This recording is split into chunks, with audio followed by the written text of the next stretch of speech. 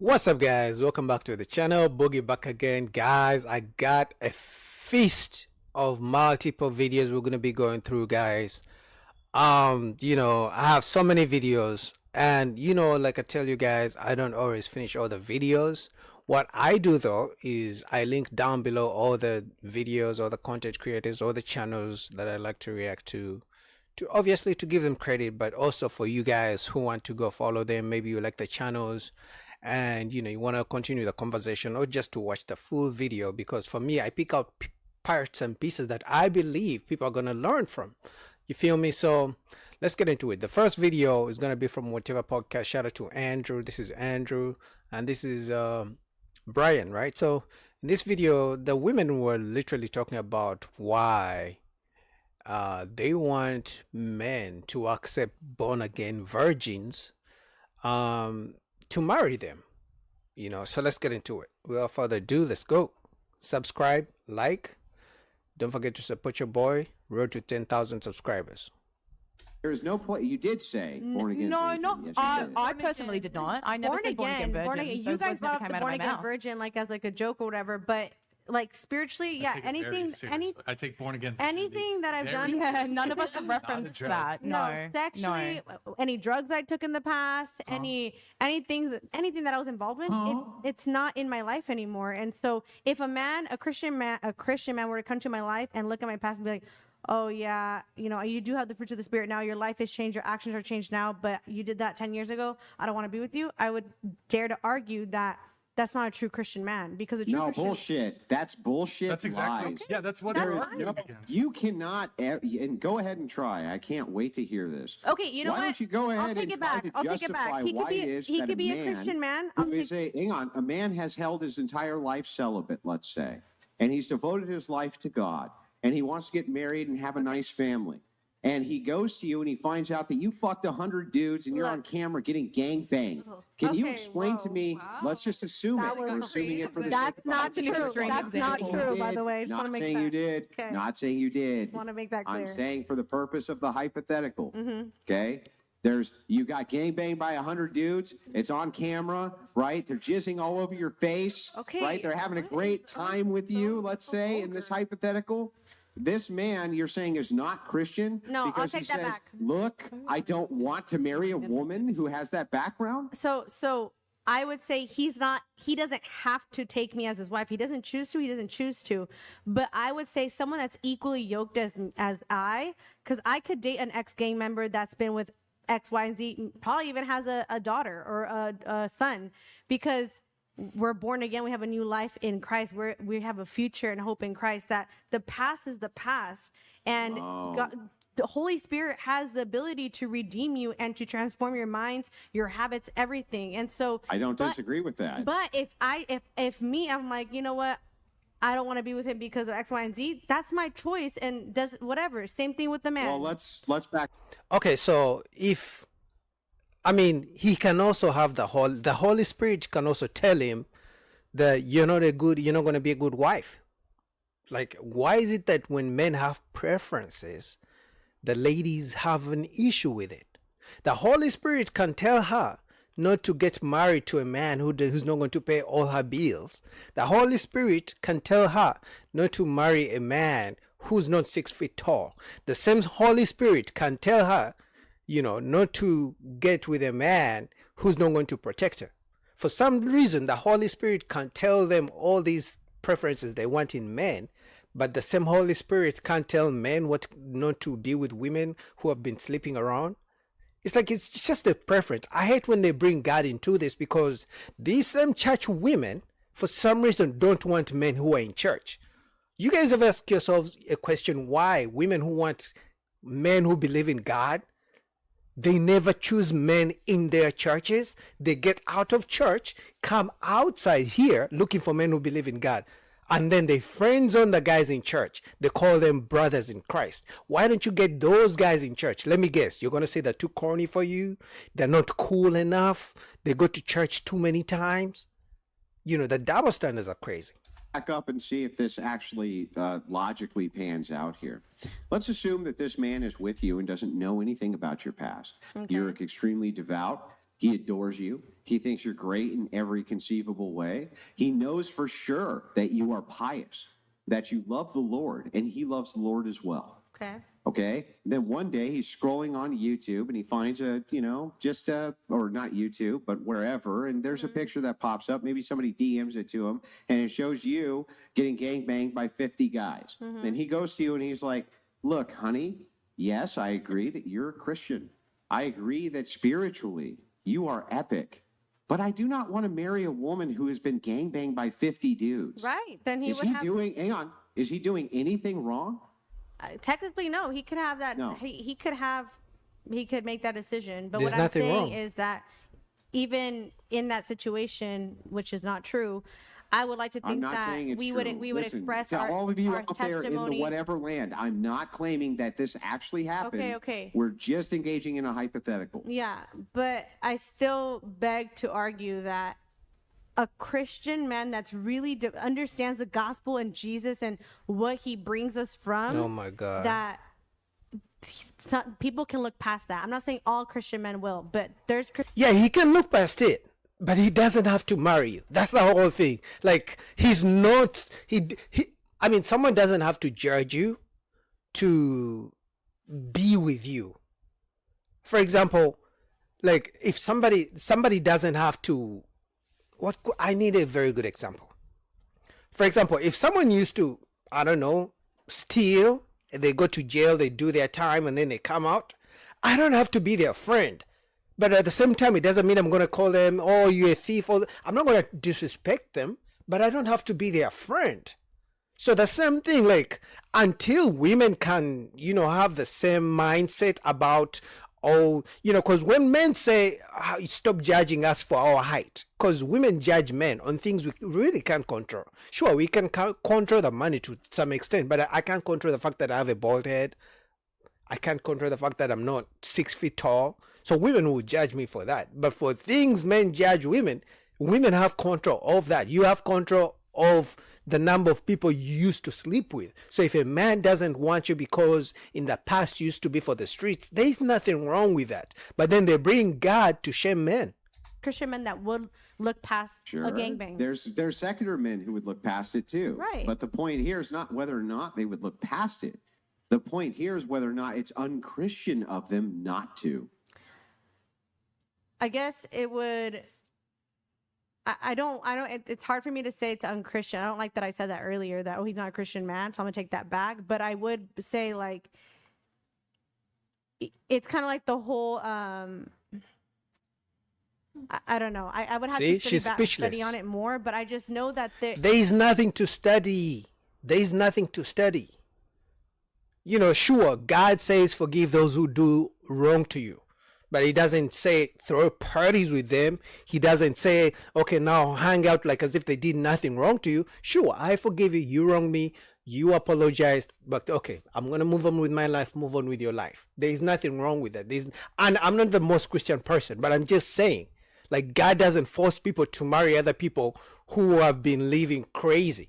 Because I honestly believe that for example, you guys remember the story of when Jesus went and saved that woman, the woman who was selling her body, then people were trying to stone her to death, and then he came and then saved her from, and say whoever who has never sinned be the first to cast a stone. Okay, Jesus forgave the woman. He told her to do better. But you know what Jesus didn't do? He didn't marry her. And you know what else Jesus didn't do? He didn't make her a disciple either. He just said, do better, that's it. And then he went on with his life. it's hard for me to think like, if I'm looking even at a potential husband and I look at him and from his past, that it's not my flesh talking and not the spirit talking. Like, it's just, if I'm really understanding who the Holy Spirit is and Jesus and being born again, it's like saying, I don't want anything to do with you because of what you did 10 years ago. It's like, it kind of diminishes the power of the Holy Spirit and what he's done and the whole point of the gospel. He's not refuting that you're saved. He's not refuting that you're a Christian. He's not refuting your salvation at all, and is encouraging you on your pathway towards it. That does not mean that this man should in any way, shape, or form stay with you, even if he loved you, based on the consequences which are current to your past. And I don't see a damn thing wrong with that. Sure. There's nothing wrong with that. They just like to use Jesus and God to shame men for their preferences. But if I use Jesus and say, Jesus say, don't judge, stop judging me for my height, accept me for being 5'6", accept me for making $40,000, they're going to have an issue with it. It's like they pick and choose when they want to use God. They pick and choose when they want to be born again. They pick and choose when they want to be women of God. It's like there's so many men of God in church, but as soon as they find out the man of God in church is 5'5", now they don't want him because he's not tall enough. It's like they have they read a Bible. The Bible some of these women read was written just for them, and then there's other Bibles for other people. I just don't like the double standards. I don't like the hypocrisy, to be honest. I mean, I guess I could see that. Like, okay, Can I ask a question? yeah, go ahead. Just And this is again, the reason I bring this up specifically, and then you can comment on it. The reason I bring this up specifically is because I need you to know that there are women everywhere who are trying to make the religion of Christianity perverse and what I call a whore haven. And it should Facts. be. It should be a place for prostitutes to become reformed. But it should not be a place for prostitutes to become reformed only because they believe that it will shield them from criticism and that suddenly their No. past will no longer matter.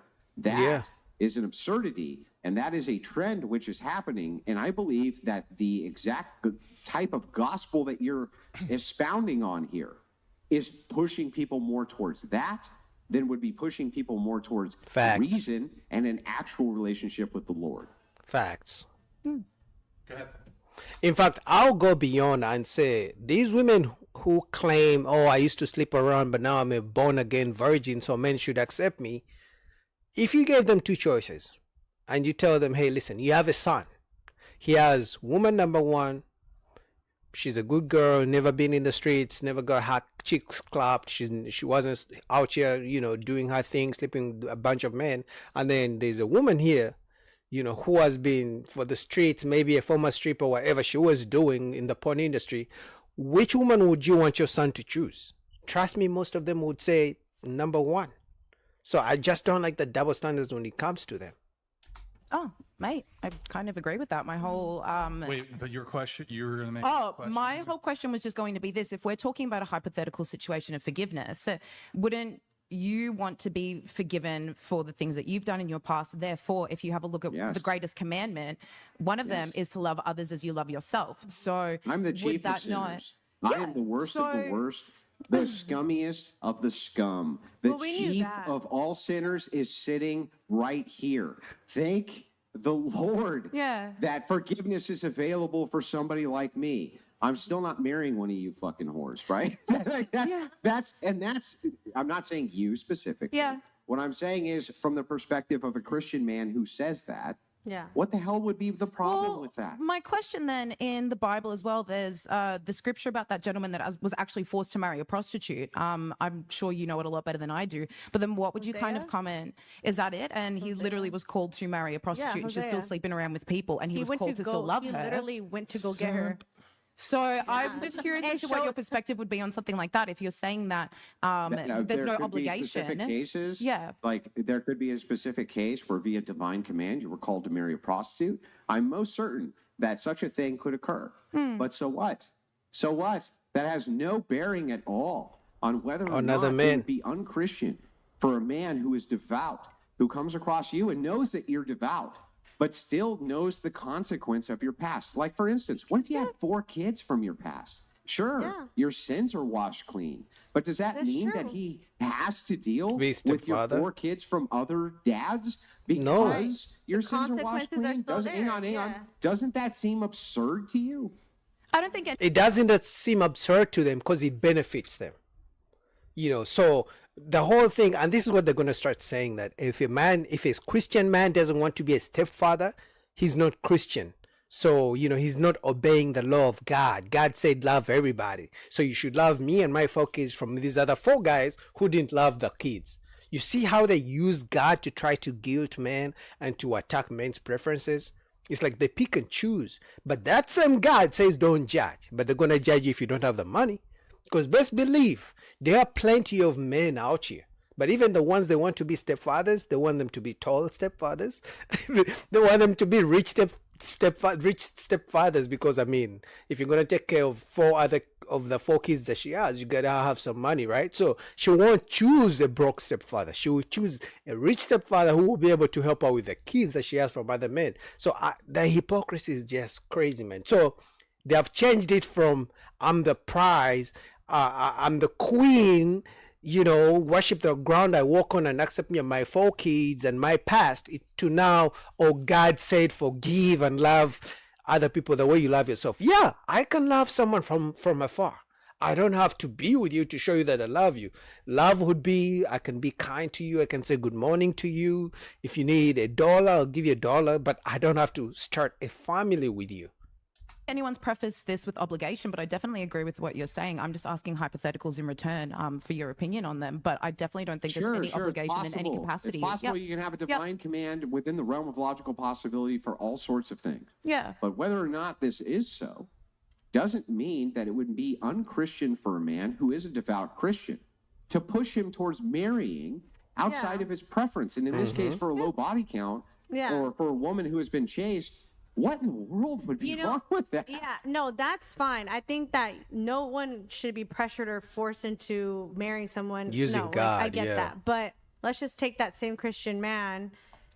Sure, he doesn't want her as a wife, but what if he were to say, yeah, she was a slut 10 years ago, then I still see her as a slut. I think that's what I'm trying to say. No, you can't, just because of what you did 10 years ago, that doesn't mean you're still that today, because you are a new creation. No, I agree with that. But you can have preference. I agree with that too as well. Like, they don't have to disrespect you. That's what I was saying. Like, somebody doesn't have to disrespect you, doesn't have to call you names. If they don't want you, like, if a man doesn't want a woman, you don't have to call her names. Like, let her leave. She's not for you. Okay, good. But again, don't force the man. Don't call him names. Ladies, don't call a man names because he has a preference. We see these things on Pop the Balloon shows all the time. It's like, as soon as a man says what he likes, oh my God, women go off. But then the same women will reject a man because his pants are too tight or because he has a bald head. And it's like, why the double standards? But anyway, man, what you guys think about this? Shout out to Whatever Podcast, link down below. All right, next up, we have Lapif, man. You guys like when I do Lapif. You guys have been showing me support and liking my commentary on Lapif, so shout out to Lapif. I'm trying to find a way of joining their panel, so hopefully, I'll try to talk to Ali and see who can link me up so I can join a panel one of these days. So we'll see. But shout out to Lapif. So let's get into it. All right, let's go. Because I stopped doing it. I stopped talking to. This is my argument here, right? I no longer talk to women about how to get a guy to treat her right if she already had sex with him. I'm gonna tell you why. You already gave it up. If you gave it up and he ain't treating you right, then you lost call. You can't make him. If you gave up the coop and he ain't treating you right after you gave up the coop, then now you're just trying to chameleon your way in a man's life. I'm just saying. Trying to negotiate. Your negotiating skills do go down if you already gave up the coop. That is a common sense. It's not even a bad thing. Can I ask a question? The question I want to know is why do I need to convince you or negotiate with you to treat me right, though? But that's my point. Why is it a negotiation? Why are we negotiating? Hold on, wait. The funny thing is Y'all moving the goalposts. Hold on, wait. Lady O, the argument wasn't that, oh, do she lose some leverage? The argument was, is all my leverage just my vagina? That was what Bo's question was. No, we didn't. Hold on, wait. That was her question. That was her question. And he said no. Okay. And then when we walked it down, it basically reduced to, it's just your vagina. And then everything else. No, it didn't.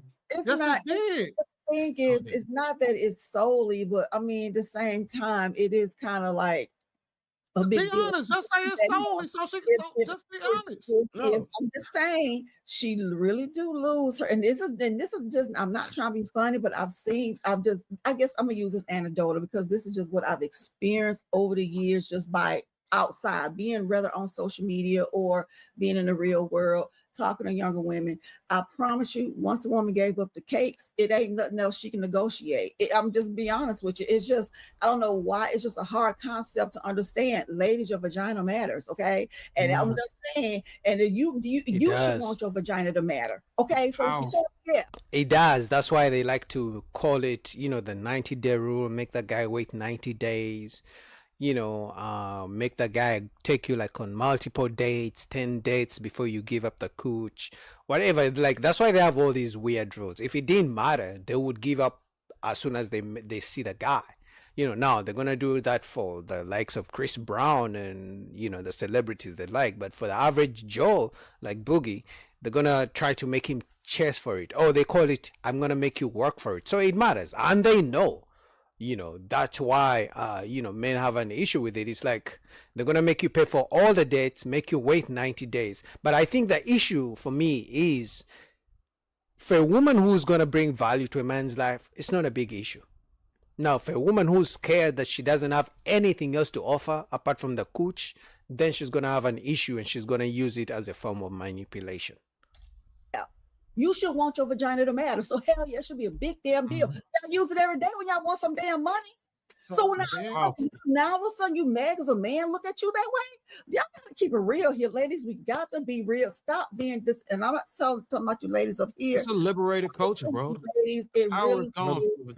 We gotta stop acting like the coop don't matter. Okay, Lady O, I'm gonna tell you something that I feel.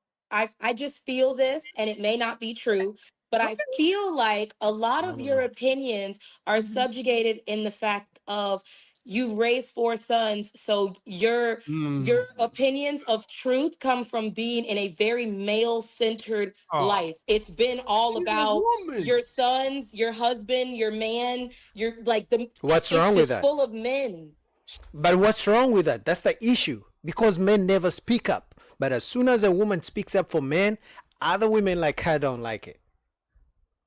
And this is what I've been saying, and people before me who have been making this type of content have been saying this for so long, that men know what women want. In fact, men are taught how to treat women, but women don't care and have not been trained or taught what to do for a man.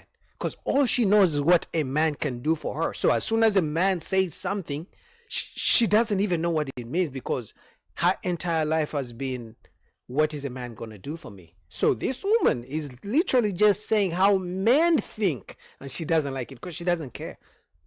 She has a mother. She's a woman. You gotta understand. What if you saying this is I got nieces, I have friends. I was a cosmetologist. No, I'm not saying you don't. I'm saying it's a lot easier to be on that side, though. You gotta understand. I did thousands of women here. I lived in 5 different states, and I actually had thousands of females in my chair as a cosmetologist, single women, all types. I did prostitutes, because I gotta be safe. I did all types of women hair, and I'm telling you, it's unequivocally, when women give up the coop, she does lose some of her negotiations. It just is what it is. So the argument wasn't some. The argument was that they pretty much lose a majority of it. Did y'all just make her argument? So when she said, why did y'all? Hold on, wait. The question is then, why did y'all disagree with her? Like 45 minutes. The question we can't hear you that good. That's why. M. White, why did y'all disagree with her when she said all y'all did was literally reduce? She said, "Man, y'all make me just want to be single because it seemed like all y'all reduced me down to is my vagina." And everybody on the panel said, "No, it ain't that." The reality is, hold on, y'all. Bo been trying to raise her hand for like 5 minutes, and that she's not gonna interrupt y'all though. Go ahead, Bo. She been doing good. And so my concern is that we are not holding men to a higher standard physically either, because I feel like y'all give away your genitalia just freely. Cute, ugly, short, tall, fat, skinny, whatever. Y'all just be giving it away, handing it out like cards. Just you done bought 5,000 business cards and you just handing it to anybody. in some kind of way, that doesn't matter. But aside from that, if I have to keep something from you to make you act like a good person, to make you act like a husband, a boyfriend, or whatever, if I have to hold something back, if I have to use something to make you act a certain way, I don't want you. Because if you need to be coerced, that's manipulation. I'm going. Yeah, but women do that every single day. They use sex to manipulate men. Like, why are we acting, like as if this doesn't exist? The 90-day rule, make him wait for 90 days, or make him wait for 10 dates, or use him for dates. Don't go back to his place. The reason they have all those things is because they use the vagina. I mean, let's just be honest. They use sex to manipulate, or to even get men to do what they want. Even in marriages, if men don't do what they want in marriages, their women don't give them sex. That's why so many guys are in sexless relationships, because women use that. It's a power. They know. Why is she acting like as if women don't do this? And like I said, the reason women do it, because sometimes they have nothing else to offer a man.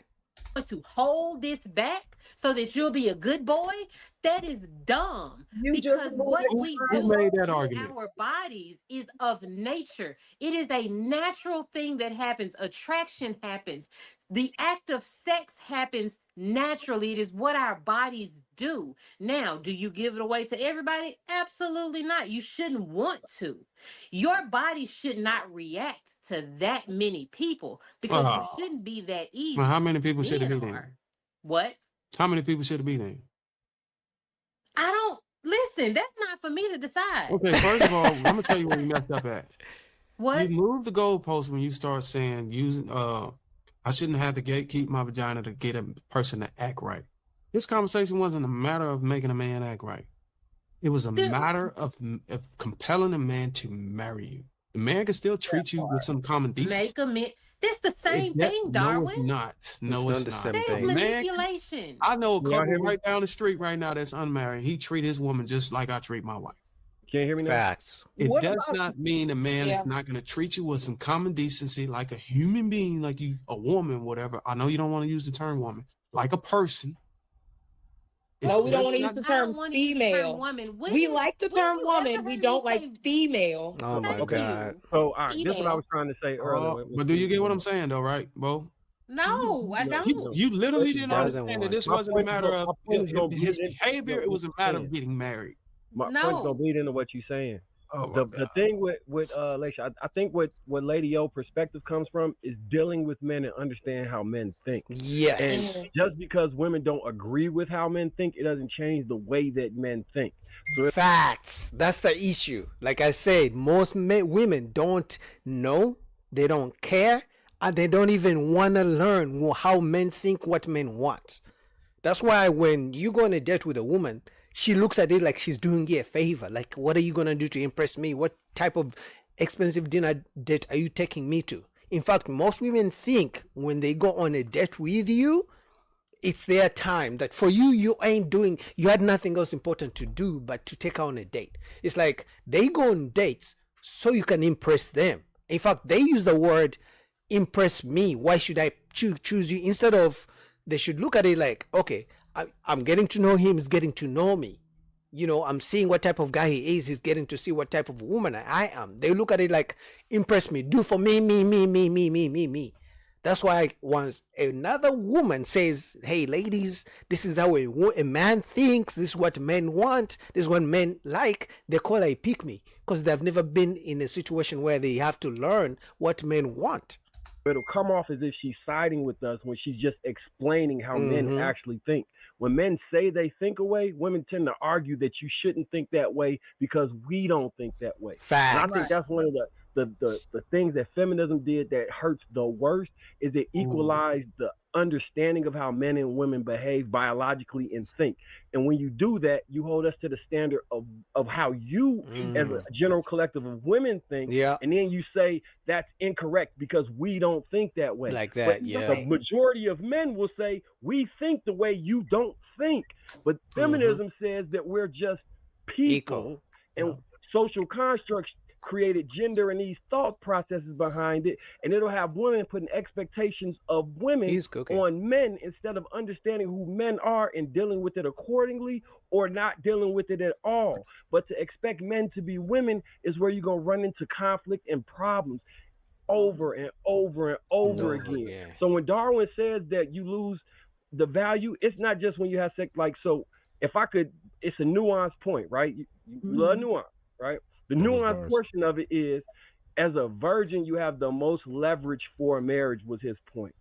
It was you can say, I'm not having sex until marriage because you've never had sex before, and no man on earth is really going to hold that against you. If you've had sex prior to him saying, I'm not going to have sex, he will stop talking to you, because what you've done is place the man before him at a higher level than him, and the man's ego and self-esteem will not accept that. That ain't what he said, and White. Fact. And to even make it simple, what this guy is saying, listen, what men are saying is, listen, if you make me wait, but you didn't make the guys before me wait, it's not a fair deal. That's just how men think. But like I said, women don't care to learn how men think. And women who know how men think, they're in a better situation because they can pick and choose how to, I guess, play men and how to deal with women, But what do you guys think about that? Basically, these days, women want to date men and turn them into their girlfriends. They want to pillow talk with them. They want to, talk about sweet nothings. And that's why every time you meet a woman and she's like, oh, I want to date my best friend, she literally means she wants to turn her man into her female bestie, and it can never work because men just think completely different. What do you guys think about that anyway? Link down below to Lapif. All right, next up we got favorite of the show. Shout out to Anton Daniels. You guys asked me to do more of his videos and break them down and give my analysis, give my commentary, give my opinions. So ask and you shall receive. So for that reason, subscribe to my channel. Go subscribe to Anton Daniels. He's really blowing up. He's almost at 1 million subscribers. Let's get into it. Correct, but the thing is that there's no way he can be a mirror when obviously he hasn't experienced any good side of Black women. I think him honing in on all the negative stereotypes, that doesn't help anything. I mean, you scream and holler about, Black women being overweight. I was just at the gym today, Black women in the gym. You know what I'm saying? I don't know if he's in the gym with Black women. I don't know. But it's just like this hyper fixation on the negative side. And it's just like, what's the end goal here? Like, what's your purpose in doing this? It's like, okay, I get it. Like, you just feel like you got to say it. It's like, okay, so after you say it, then what? Like, you're not helping anybody in this community by being so hateful. And when it comes to that person, I've heard him say things like, bring back bigotry, bring back racism. He has a very dark energy, a very heavy spirit. I don't think he means good by any means. He has really dark circles in his eye. It just seems like he lives for the darkness. He's a little scary to me. So I don't really take what he says to heart at all, because he is not a reflection of my community. He doesn't know my community, but he is choosing to hyperfixate on the negative sides. And he's also a person that has said to women that if you were raped, you chose him. Like, you chose the person that raped you. And after hearing a man say that on a platform to women, it's just like, we shouldn't even take this person seriously at all when it comes to women or relationships, because he's just so hate-filled. Why would you want to bring back racism? So for those of you guys who need the backstory, so pretty much they are going through the video where a Black man was talking to Myron, attacking Myron Gaines from the Fresh and Fit podcast because he criticizes Black women so much. But the funny thing is that in that video where the Black guy was attacking Myron, he even admitted that, hey, listen, I understand black women these days of this generation, they ain't shit. In his own words, he said, our black women ain't shit, but stop criticizing them so much. So Jazz is simply saying that, hey, listen, Myron is always saying only the negative things. And she went on to give that example of she was in the gym. So that means black women are going to the gym. But we know the stats show that black women majority are overweight. So I don't know, sure, they may be going to the gym wherever she is, but the majority are not, and the majority of women are overweight. So she's pretty much saying he's usually saying negative things. So I wanted to give you guys a backstory. Benefited from that. You know what I'm saying? And let's be clear, racism never left. You know what I'm saying? Like it's still here.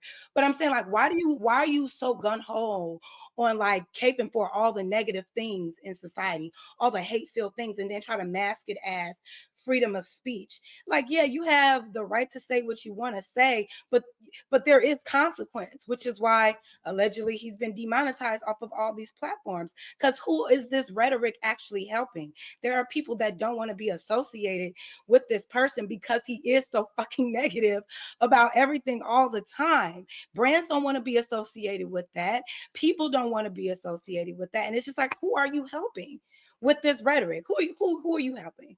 So as far as what he said about Black people being the most racist, listen, that's something that anti-Black people like to run with. That's obviously untrue. I'm not here to argue, but I can't listen and take what he says as fact.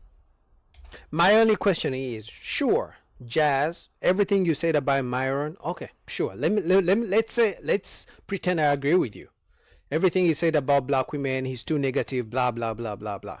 But if a man says black men are broke, black men don't make enough money, black men are too hood, they're too ghetto, they like to sell drugs too much, black men don't like to provide for women, black men don't like to protect black women, black men, don't work hard enough, they don't like to go to college. If a man listed, negative stereotypes or negative statistics against black men being, down low, being gay, being sassy and committing crime and going to jail, would Jazz claim that the man is being too negative about black men? Or will she say that, hey, listen, black men need to do better, thank you for pointing out these facts?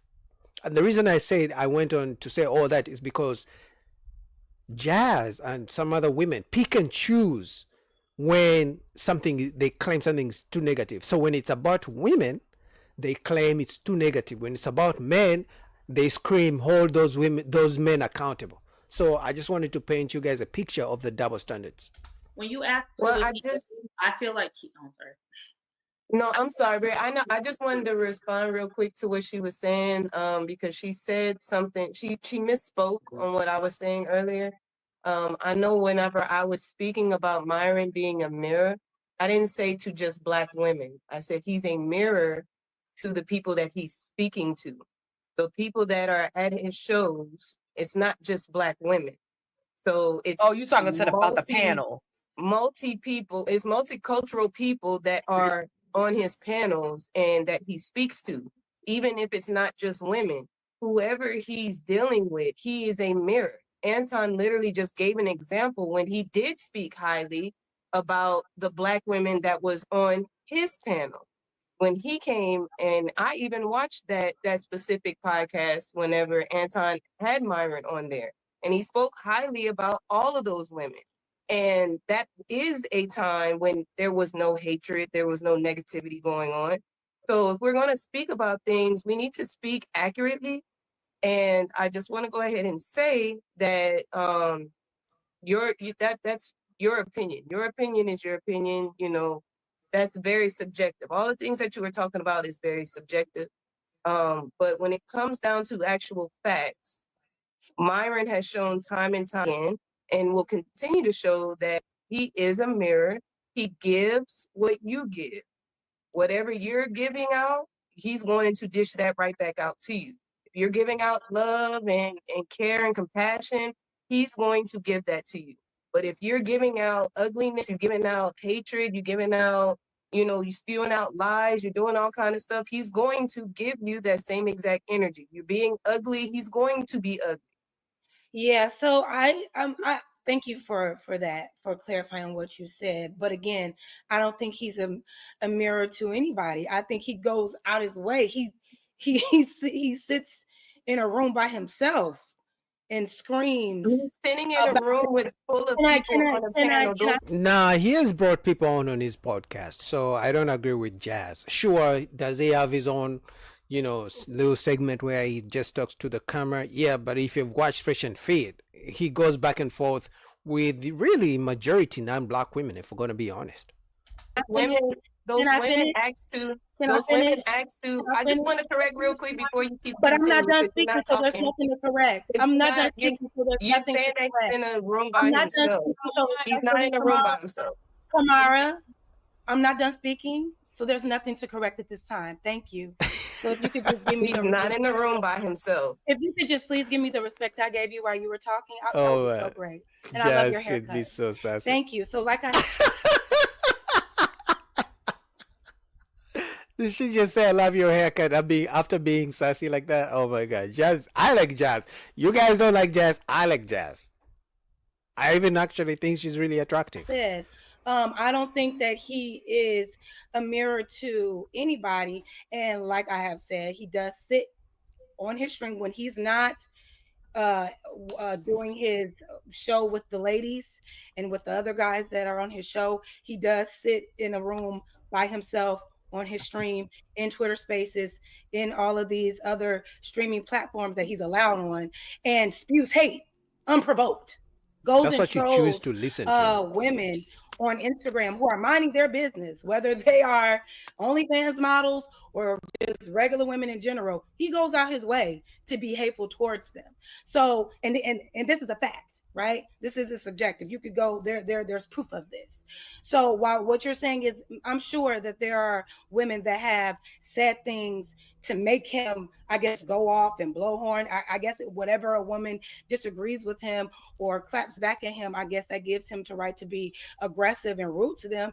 But like I said, listen, that's y'all friend. Y'all think he could do no wrong. I don't like him. I think he's not a positive person, especially as it pertains to Black people. So I tune him out. So you don't. But that's your opinion, Jazz. Not everyone. I mean, I don't agree with everything Myron says, honestly. But I also can't just say all he does. I guess it's really a perspective. Obviously, we know women don't like to be held accountable. We know women would rather pick a man who worships the ground they walk on rather than the man who's going to hold them accountable. So for a feminist like Jazz, I don't expect her to agree with anything Myron says about Black women in terms of holding them accountable. But I just wanted to do this little segment so you guys let me know what you think. So shout out to Anton Daniels, link down below. All right, next we have again Anton Daniels, but you know he has 3 channels, so this is the after hours channel. So let's get into it.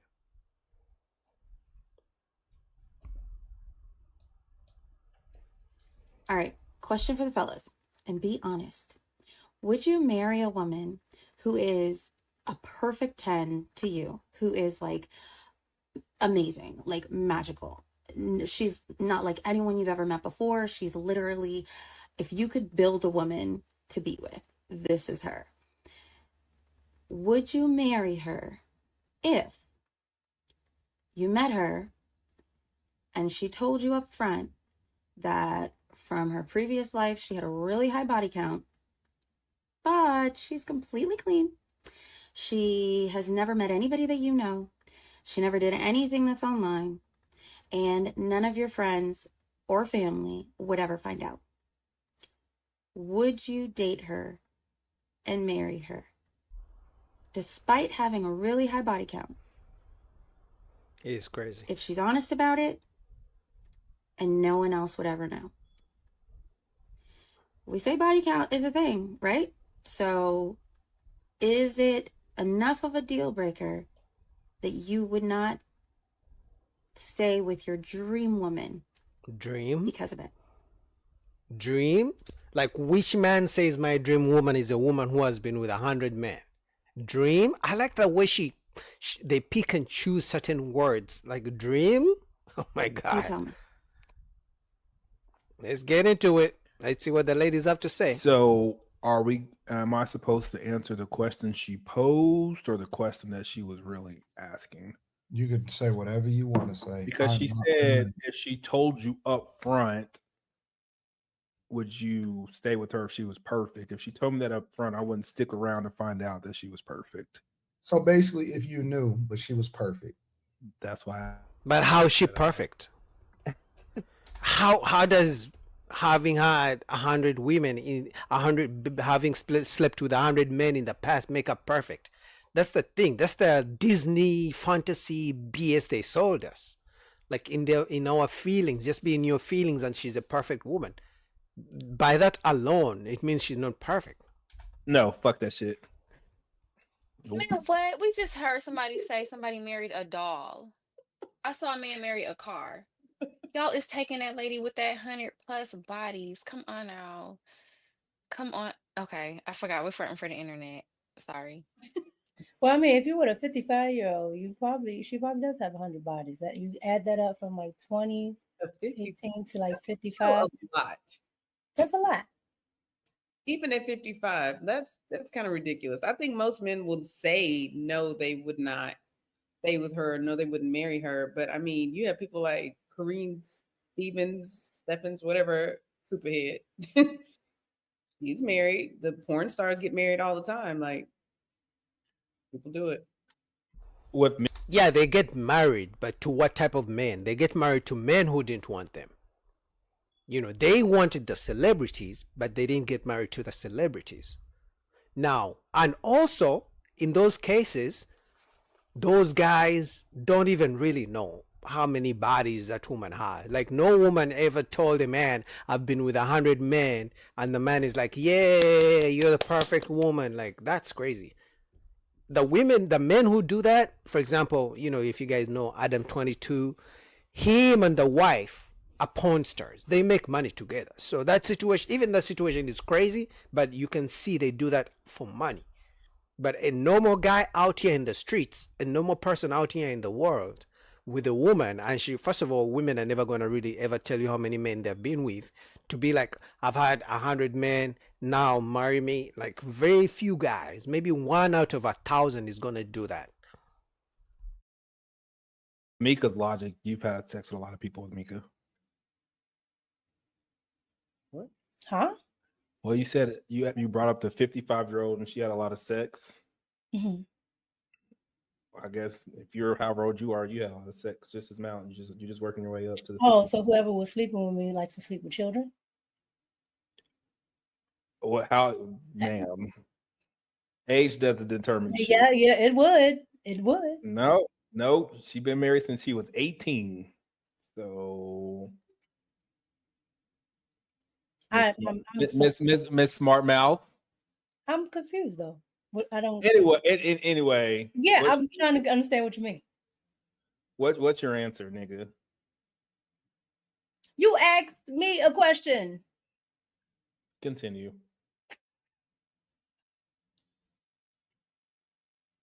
Come on, somebody answer the question. Slimmy. So anyway, there's industry pass arounds and all of those. I don't know what the fuck just happened. Well, Mika took a shot at my beautiful Miss Kathy because she's older. Actually, I didn't. See, you're in your feelings. 55 was the last number I said, so it was the first number that came to my mind. And I'm saying, if you add that up, a single woman who's naturally having bodies year after year, when you add that up to, by the time you get to 55, yeah, you've probably done that 100. But because you're in your feelings, you thought I was talking to you. That's You were. I was not. Yes, you were. No, I don't think she don't was. listen to women, so I'm not listening. That's a you problem, darling. I was You're not. lying to me. You're lying. You're lying. I was not. That is the last. No, that was That's a the last mean number. coincidence. That's a mean coincidence. Right after I got finished Yes, talking. I thought men were That logical. 55 And how you is- gonna tell me what I think? That was the last number that I remember saying. So it just popped into my head when we were that talking 55 about. a mean coincidence. Accidental All or right, not. I'm just guys. I'm just waiting for them but to get no, to that's the not a to the shot. And that's to the part where they I say actually what I get to gotta answer say the to question. or anybody. So why would I have to take a shot? I just say it straight to him. His name is Quentin. He's right there. His name is I was Slim. asking He's him. right I mean, I there. was responding to the question. Don't get in your feelings like that. I don't get in my feelings, my nigga. But because see, you would then have to come up with a lie in order to try to hurt my feelings. I would have to come up with. No, I don't have to lie to hurt your feelings. No, I said you would that what you were trying to come up with would have to be a lie. No, I was That playing was the not numbers even trying to game. come I up was with playing the anything. numbers That game was as were in my you. mind. I Just was the playing- 55 number. I was playing the numbers game like you were playing. No, okay. Child. Quentin, you need an enema. I took a poop this morning. You obviously didn't. You're backed up. You're back here. You got you. Okay, we got you. But the question still stands, and I don't know if Slimmy answered it or not. He didn't. Slimmy, perfect woman, or Quentin. I don't know if either one of y'all really answered it. I said She's no. I'm perfect. not.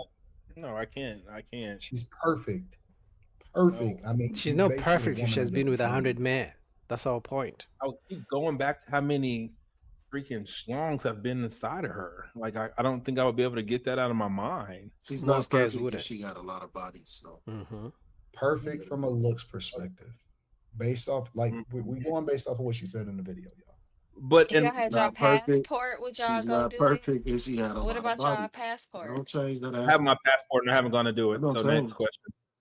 I'm just saying. Soon as Passport you bros say, going soon as you say I got a high move body and count, marry a perfect 10 with 100+ bodies. soon as you say I got a high body count, then you get looked at. You gonna be seen differently. That's just. But how would you know she has a? What if she's just saying it to He get a just reaction? said. She just the hypothetical she told you up She front. said it. She gonna tell you. She's gonna tell you, but she doesn't. But you can't. You're not allowed to tell any of the rest of your family. I heard the video. But I thought y'all don't listen to women, so why would you Come believe on, why you? Oh my God, Molly. Sometimes Molly. I mean, she looks good. She's a cutie pie, but sometimes she's very annoying. The woman in the video clearly said, if the woman told you, disclosed to you that she has been with 100 men. Now, for me, will some guys take it if the woman is really beautiful? Yes, but I believe majority will have an issue with it. If she's a drop dead gorgeous, some guys will bite the bullet, but that's because they have never been with drop dead gorgeous women. But men who have been with drop dead gorgeous women will believe I'll find another one. I'm not taking one who has been run through. It is what it is. Trying to Molly change, told- or don't Mika change the told us narrative. Don't change the narrative because you want to blow down, Molly. No, stop. That was what was stated in that video. You trying? Video was You trying stated to? and You trying Anton asked to? a question. You trying to throw some shade? No, I'm not. No. Yes, you are. Yeah, you adding other shit that they I don't think even. that was a silly question for her to ask because she knows the answer is yes. But I guess, to cause some conversation. Are not liberal. Let's talk about it. And one of my last Sorry, I was setting up for the next video, but go ahead. I don't. I think there's some men that go, but I think most probably wouldn't. I wouldn't. Nah, once dudes hear like a ridiculous amount, they're gonna be like, nah. Not on no marriage. They'll probably tap. Yeah, they'd add to the body count. Yeah, but I they're don't gonna think- add to the body count. They're not gonna marry. They wouldn't marry. I don't think that. So y'all don't think that men marry hoes? I think they do. I think by do. not generally they don't. I think that generally they do. Okay, They do. Then the manosphere is a fucking lie because there's a whole bunch of men talking about fuck this shit. They're all Which is why I liars. say in I front don't of think that it has. They I don't be think that the married though, manosphere is a Quentin. The main lie. one saying F that is the main ones married. I Y'all don't Being think- not married, married. being just married is listening. not what we're talking about. Marrying hoes is what we're talking about. I don't think that they're lying. I think that the manosphere in itself is trying to awake men to the realities of what they're dealing with women. I don't think that has anything to do with the choices of the men that then listen to their advice. I think that guys, for example, get into relationships voluntarily with women that have children, multiple different baby daddies by a lot of different men. So if you're telling me that the same guys who we have to beg and plead and that fight me on a regular basis and say, no, Anton, it's okay to talk with a chick that got 5 different baby daddies. If you're telling me that those guys are willing to fight me about it, that they wouldn't take a chick that's perfect as far as looks perspective, but got 100 bodies, and they wouldn't go down that path, but they would go down that other path, I would tell you that that's not true. Because their decision making is saying otherwise. That's true. So I mean, I think he was using that example to illustrate the fact that even a woman who has been with 100 men, it's about her choices, because she made those choices to be with those 100 men. So in fact, it's going to affect the way she makes choices in the future. I mean, if she didn't have discernment with 100 men, chances are she doesn't have that much discernment in whatever else she does. But what do you guys think about that? All right, next we have, oh, okay, Anton Daniels again. Let's go. They talk about Diddy, if most women would still date Diddy over the average guy. DJ Jam and Jimmy says, would Diddy still be considered a high value male after everything that came out in the trial in the eyes of most women? Yes. Who considers Diddy a high value male? Women. Everybody. Women. Everybody. I don't think everyone has the same definition of high value man. He's just rich. That does not make him have high value, though. But that's what women care about. But like I said, most women think if you're rich, you're high value. Yeah. Agreed. But then Kevin Samuel, I mean, I'm not saying like he's the ruler. I'm just saying, I'm telling most people off the internet, if you just say it's a motherfucker who ain't never been on YouTube, if you say anything about high value, they ain't gonna say shit about character. No, I'm saying I thought one of Kevin's points about high value was a part of it was determined by what other men thought of the man. Well, okay. So I'm going by like, Kevin's definition of a high value man, and y'all don't have to go by this. We can debate this in different ways, but what Kevin's perspective is, and I think that if he was alive today, he would probably raise the amount that men make. First, he would say that he had to be 6 figures, right? I think he would raise the amount. Me and Kev went back and forth, and I actually disagreed with him when he said you just got to make 6 figures. I think that you got to make more to be considered a high value male, right? As far as how he was defining it. Not 7 figures, but more than just 100,000. But Kev said you got to make 6 figures. Another thing that he said was you had to be able to sustain it. So, for example, you had entertainers and athletes that only made a certain amount of money for a couple of years or a few years, right? Because, like, for example, the average NBA player is in less than 5 years. But whereas if you had a profession, let's say if you were a CEO or you were a doctor, whatever, your ability to be able to sustain a high level of income over a longer period of time is what also defines you as a high value man. Also, your profession, right? If you were, LinkedIn level is what he called it. If you were a dope dealer, right, but you made a lot of money, that didn't necessarily qualify you as a high value man.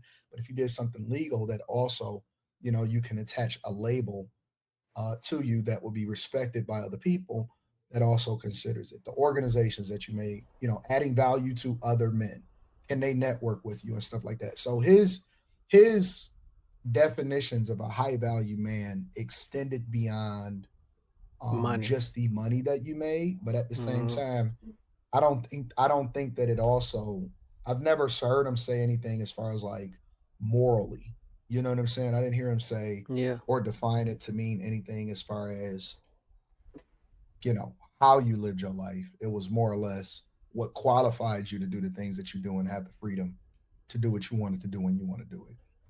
Fact. So for me, I actually believe even if Diddy was, found guilty on a prostitution charge, I believe most women actually, probably 99% of women who are looking for a man would rather be with Diddy than with a man who goes to church every Sunday but has no money, than with a man who has never committed a single crime. If we're going to be honest, they would rather get on a jet with Diddy than with Boogie, who's going to put them in who's going to make them walk to the park and talk. You know, Diddy's going to put them on a jet and take them to Dubai. You know, private jet and do whatever they want. Give them a black card to go shopping, do whatever they want. Most women will choose Diddy over Boogie, has never committed a crime. Let's just be honest. And that's why I'm saying I was asking that, because I'm thinking that depending on the group of people, some of this stuff, like I think that there's probably a lot of men who they might not get down with what Diddy did, but I don't know that that would make them not do business with him after a certain period of time. Like, I don't know, but I would base my answer off of what I think men would do as it relates to Diddy as opposed to women. So why you say that? Because I bought into the definition that Kevin mentioned and that you just mentioned. I do think that a man's value is more so determined by the community of other high value men, or other not other men. She's trying to say a man's productivity. You know, like how much money is society willing to pay for his services? You know, so for example, a doctor, society is willing to pay enough money for him, but then at the same time, a doctor is more important than a basketball player. But then the basketball player gets paid much more than a doctor. So whatever society is willing to pay for someone's service, that's the value. That's their value, in my opinion. And it seems like there are, if we're not going to put morality on the table, then it seems like there might be other men who might engage. You see fit. I'm not, you know. I would like to think that high value would include the morality, in which case I would say Diddy got kicked down. But if morality and principles is not at play, then I could see where he'd still, in some communities of people, would still be in that bucket. But I say he got suspended. He's not. No, I would say he got suspended for a while. That's what I would think. Because I don't know if people will really, I don't know if he still will have the same level of influence right now because of what's going on. So I don't know. I'm curious of what y'all think. The only reason people may not, and when I say people, I mean like other like celebrities or, you know, people of high status may not want to deal with Diddy, is because they don't want to lose their brand deals. But I can guarantee you, because of how rich Diddy is, you know, he's still going to have people work with him behind the scenes. They may not walk out in public with him and, you know, share photos the way they used to do, but they're still going to work with him. He still has the money. He still has the, you know, the creativity when it comes to music production, publishing, and the music business, and you know, the liquor business. He still has that, you know, resume. So people will still work with him, but it will be behind the scenes. Well, Molly clearly had a different perspective. My background is a little bit loud. No, I just don't think, I think what men think is high value. You can be rich. I don't think that just makes you high value because you're rich, because being a slime ball to me is not high value. You can't, like, you know, I don't know. Just, you have to be trustworthy to me. I think that's high value. I wouldn't see Diddy as trustworthy. Yeah, but women don't care about if a man is trustworthy or not. They care, does he have the money, and is he going to spend it on me? That's why men who go to jail all the time have women, because obviously they have the protection protection aspect, you know, and then, you know, that they're fearless if they commit crimes, but also they have the masculinity aspect, but also sometimes the drug dealers have the money to spend on the women. So that's why some women will choose the drug dealers over a normal guy who works as a truck driver, because they don't care about trustworthy. So the question on the table for everybody is: would y'all still see Diddy as a high value man according to what the super chat said? Personally, I wouldn't, but I think, like Quentin says, most women are just looking at money and they're still going to think that he's high value, and they're still going to volunteer to get beat up and drugged down a hallway covered in baby oil. Facts. Oh, and that's a good point. I didn't read still the whole going. thing. In the eyes of most women, no, I don't think that No, that was they me. would Said still. that. That was me. No, I'm just because Anton said the super chat, and I'm real. He said in the eyes of women. So I don't think most women publicly would consider him high value. That's a good qualifier. Publicly. Yeah, One of behind the- closed one of doors. the And them text messages behind the scenes. One of the things that was communicated during the trial, or that was revealed through the Jane, who was largely considered 50 Cent's baby mama, was that everybody didn't necessarily have the same experience with Diddy. So, for example, this recent video where a woman that was identified as one of his exes said, they asked her, reporters asked her, hey, you know, if Diddy got out, would you consider him scary? She was like, no, he ain't scary. What are y'all talking about? Whatever. Right. So she wasn't feeling some type of way. They said that Young Miami's experience with him was great, how she would define it. Right. So there are several different people and women that saying that their experience with him is not the same as what they painted him out to be as far as the experience with Cassie, right?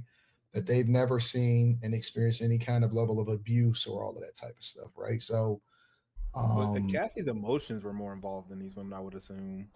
Yeah, because Cassie was with him for almost 10 years or even more, but also because, you know, he didn't marry her like she wanted to. But I think the women who have an issue with it is because maybe he started moving on, like when they were showing that some of those text messages, Cassie was saying she didn't like the fact that he was treating other women the way he was treating her. In other words, spending money on her. But what do you guys think about that? For me personally, I believe most women will still choose Diddy. Maybe not in the public, but behind closed scenes, most women would rather be with the Diddy, with all his freakiness, over a guy like me, over a normal guy, if we're going to be honest. Because, again, it goes back to the money. But a shout out to Anton, link down below. All right, next we have Lapeef. So let's get into it, man. They've been cooking. Shout out to Lapeef. I really need to get to the panel. I know you guys have been asking me, and I'm working on that, guys. I'm gonna find a way. I'm gonna, you know, find some way of connecting with somebody, networking my way to get in the panel. But we have this lady, older woman, saying women should date older men, and she's gonna give her reasons why. So let's get into it. Let me understand it. You gotta understand. Okay, men hold the key to marriage. You can never ever change that. It ain't about what you want. It's so sad. You got to be able to attract that guy. I know it's hard. But I'm saying you got to be able to attract what you want. Because like I tell any woman, you want a guy to make a certain amount of money. I don't care what your preference is. My thing is, can you get him? Okay, that is a whole thing. Can you want? It doesn't matter about you. I want this man to come. Can you get him? Be such and such. Can you get him? Facts. And she's already proven older in life that either she passed him over and now she can't get him. Because to be honest with you, at 50-year-old, and I'm a 53-year-old woman, and I am divorced, I can tell you the ball is in the man's court.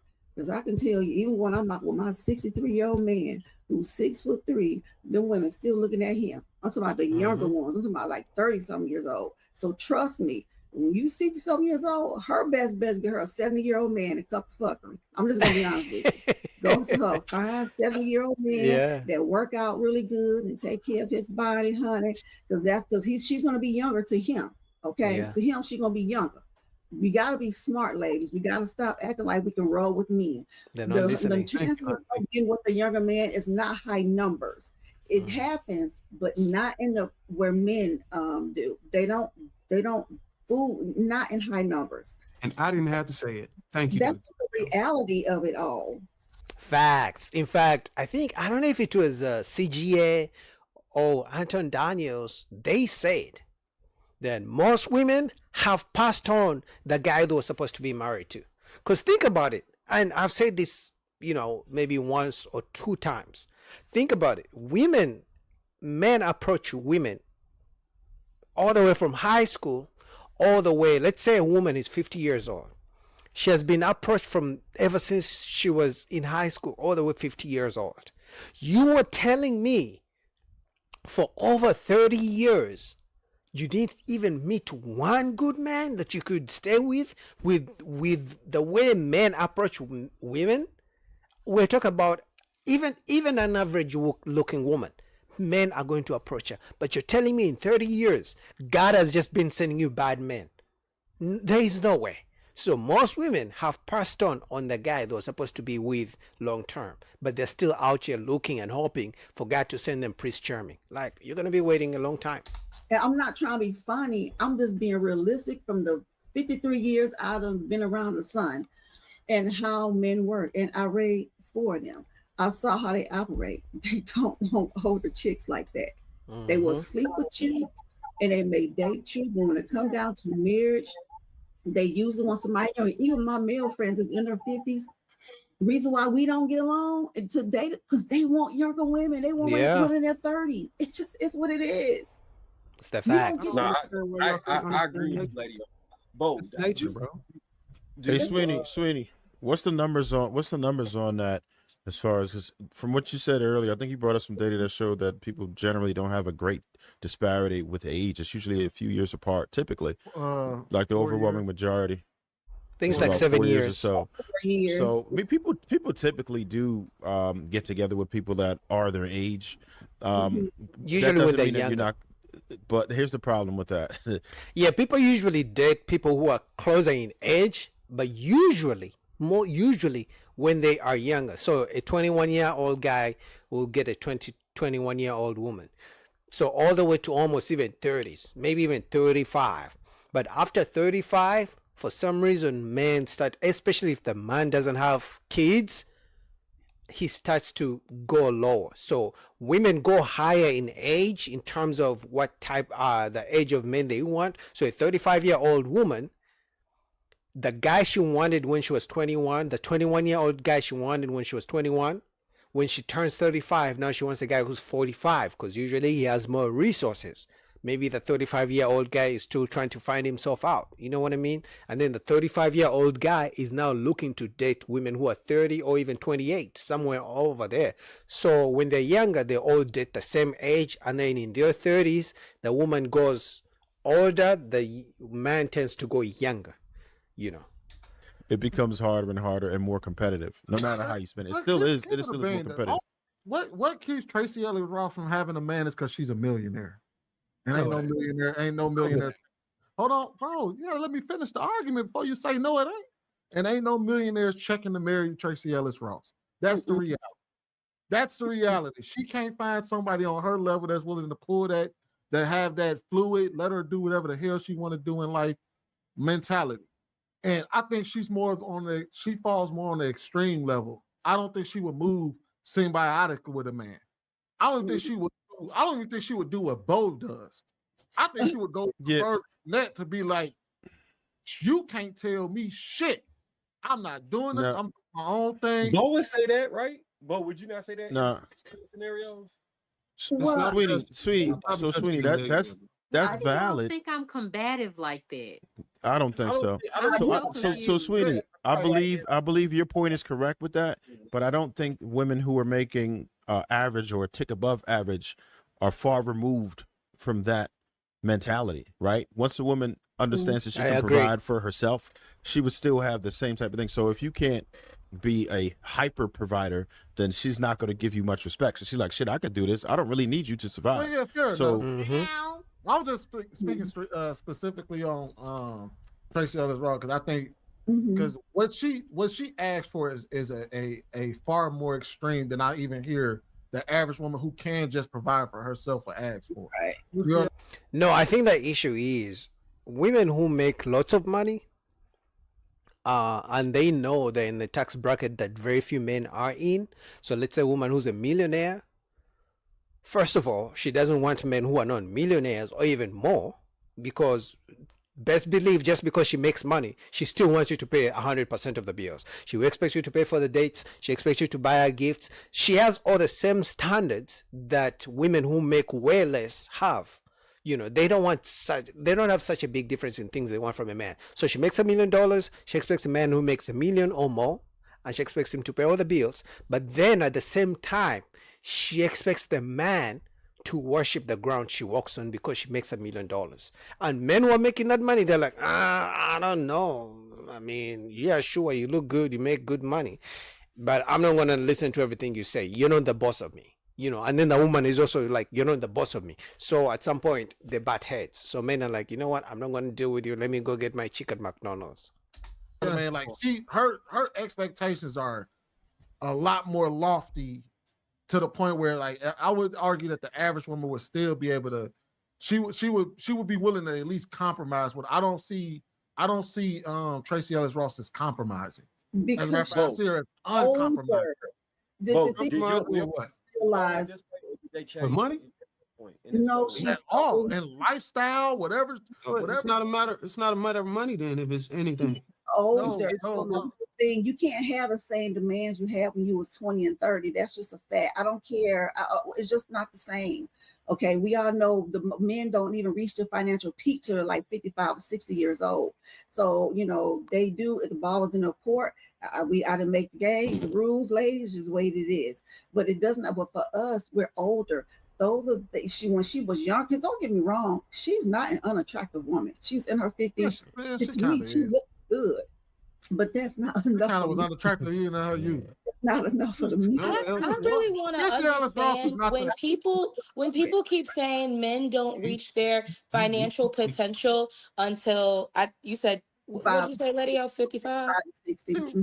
Okay, so what are men doing before that? Like, what money are they making? Like, because when I think about, like, that's a peak. So what is that's what I'm asking. What is the peak versus what they're making at if they 30? making because you gotta understand, you got time. You gotta have time to build your skills up. You're not gonna make that money overnight. So it's better for you to go, if you're looking for a job and you got 10 years experience, you're probably gonna get paid more. You can negotiate your pay higher than if you go in with 5 years of experience. This is how it is. And a man that got 20, 30 years, especially in the CEO world of corporate America, we all know they're more likely to move up quicker. That's just the way it is. I understand that concept. I guess I'm saying, what are y'all saying is the average that a 30-year-old makes versus a 55-year-old? What are we saying are those numbers? So the numbers is roughly, like anywhere between the ages of 20 to like 27 or 28, maybe potentially 30. They're making around like 27 to 30,000 a year. Then it kicks up to the man. Who's doing that? And then how are they surviving? How are they living? Exactly. Well, you can survive on your own. You can survive on your own on 30 grand a year. Yeah.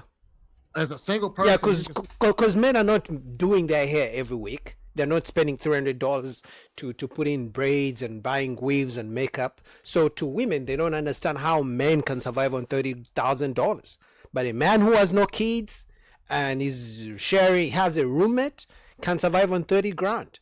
And because he's not taking trips every year. Because this woman, when she thinks about 30,000, she's thinking about the $300 wig that she has to buy. She's thinking about doing her nails, going shopping, going out to eat with her friends, taking trips every single year. You know, they're thinking about all those things in their head. That's why women usually don't think men who make average money are good enough. Because she's thinking about, okay, your $50,000, your $30,000, what is it going to do for me with all the way I spend money on myself? So that's why this woman cannot understand why a man can survive on $30,000, because she's thinking men spend the way women spend, and they don't.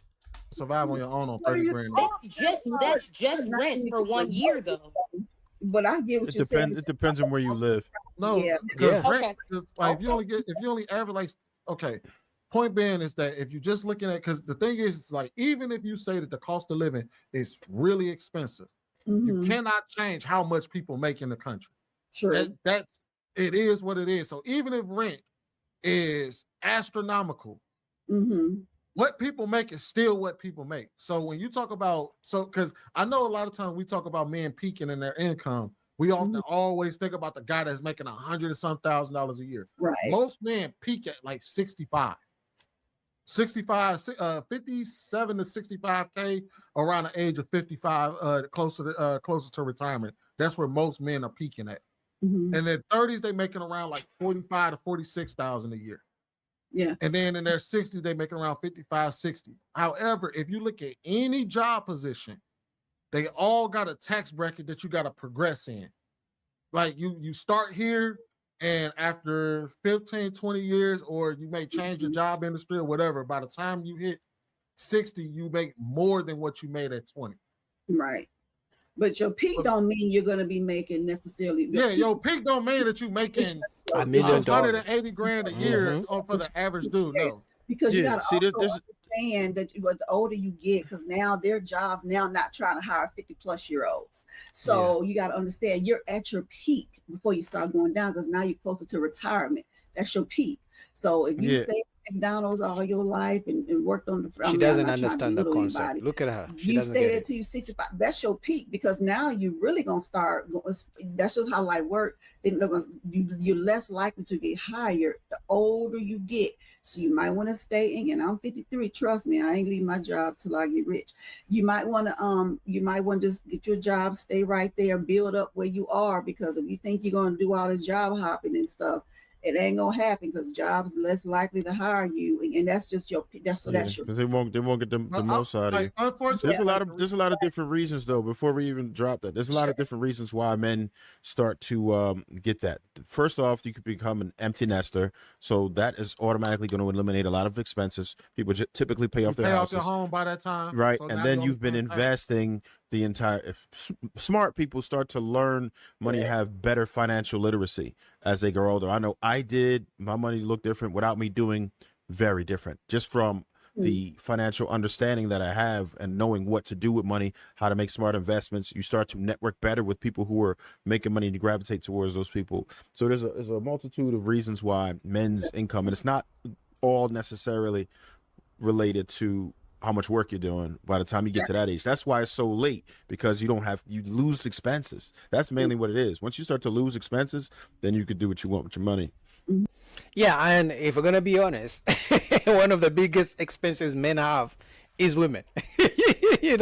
That's why, actually, if you guys didn't know, if you guys do a Google search, you will see that gay marriages, like between man and man, not just lesbian, just man and man, usually they have the most money compared to even man and woman, and compared to woman and woman. Why? Because they don't spend as much. They don't need to buy themselves flowers every week. They don't need to go to 3 vacations every week to Cancun. They don't need to buy weaves. They don't need to buy all these expensive things. So that's what I'm saying. Like, actually, one of the biggest expenses men have as they grow, as we grow as men, we tend to spend more money on women. That's why some guys, in fact, CGA said this, right? If you guys, if never tried this, try not dating for 1 single year. Do the math, the expenses. Let's say you're dating, in relationship, whatever you are doing, you with a woman, right? Stop dating. Let's say you're single, you're broken up with a woman. Do the math of how much money you spent when you were in a relationship with a woman, and then get another year where you're single, you're not going on dates, you're not doing nothing of that, and then see how much money you spend and how much money you save up when you're single. It's a night and day difference. But anyway, shout out to the people. What do you guys think about that? Link down below. All right, next up we have Anton Daniels. They were reacting to Paul Pierce saying women over 30 are not good enough to date. So without further ado, let's get into it. Pierce was having a conversation with the girl that he has a podcast with on Truth After Dark on their platform. So shout out to them. And this is a little bit of what he had to say as a result of it. Let me know what y'all think about this. Tired of these females who cooked after 30.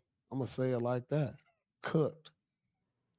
Okay, so you're personally attacking me, so I would like to know. How am I attacking you? Because I'm after 30, so I'm cooked. Yeah. Yeah. Yeah. Listen. I'm crying. Yes, dog. Listen, dog. Guys is over here like, yo, prime is 25 to 30. Let's keep it 100. But let me say this. I hear exactly what you're saying, right? I've heard it before. People have said it. Women age like milk, men age like fine wine. I've heard it 1,000 times, right? For me personally, I'm going to say this. Me, maybe I am cooked, but you know what? I'm cooked and it tastes delicious because I was not given what I needed to give when I was in my 20s. I didn't know my body. I didn't know what I wanted. I didn't know what I liked. I didn't know how to fuck. I didn't know how to suck. I didn't know how to throw it back. Now I could do all of those things plus more. I understand who I am as a woman. My emotional maturity is here. And at the end of the day, I know that it feels like there's women who are jaded because they've been with so many men and now they're cooked. I understand that perspective. But personally, for me, I feel so into my bag as a 30-year-old because... And then after 34, 35... Yeah. Man, think about this. When I cook some food, all right, it's cooked, right?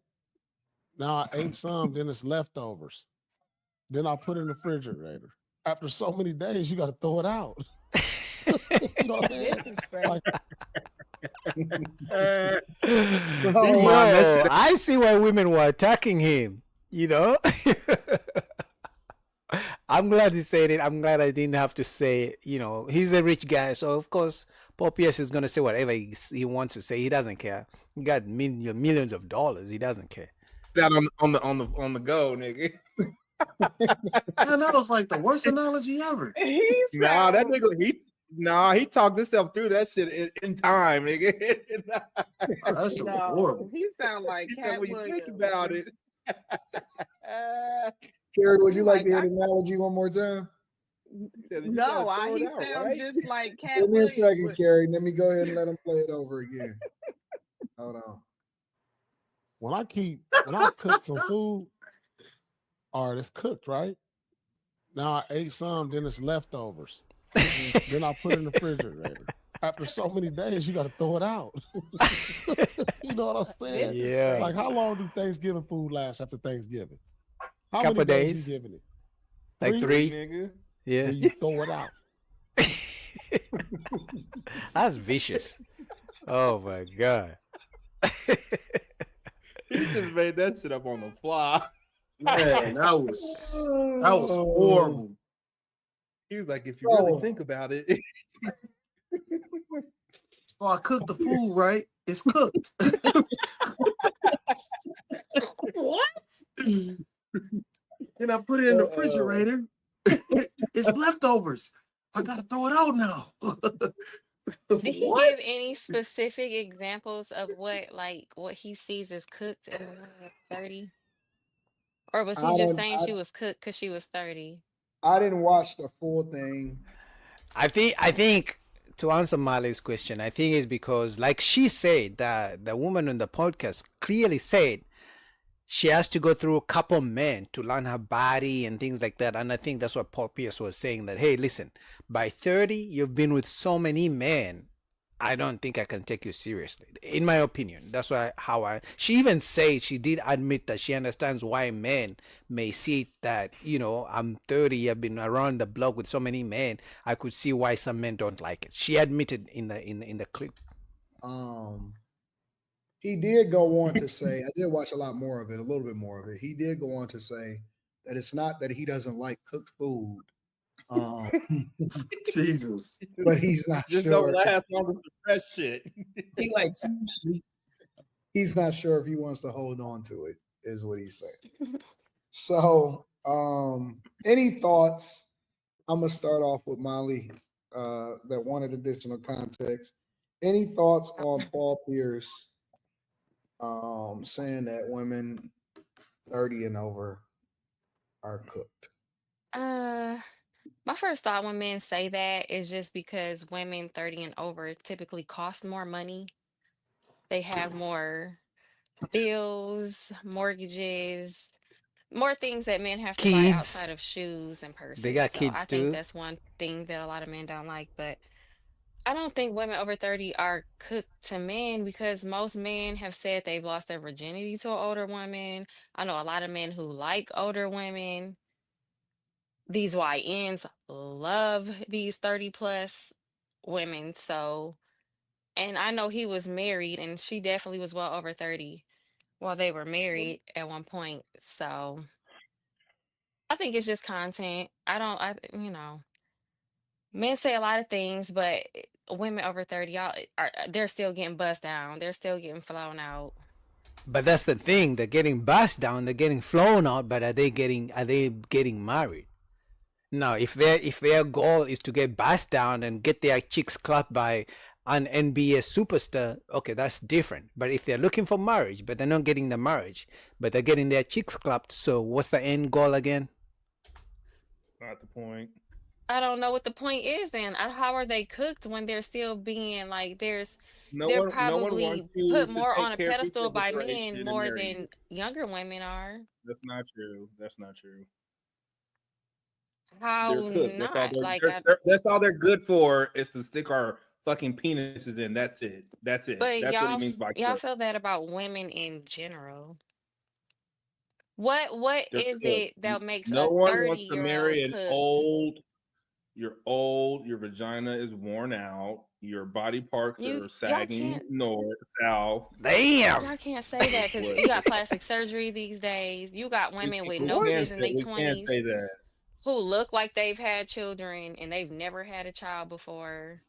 You have these 18-year-olds. You got girls in high school getting bust down, getting trains run on them. So I don't know how y'all could say that they're not ran through, but everybody else is.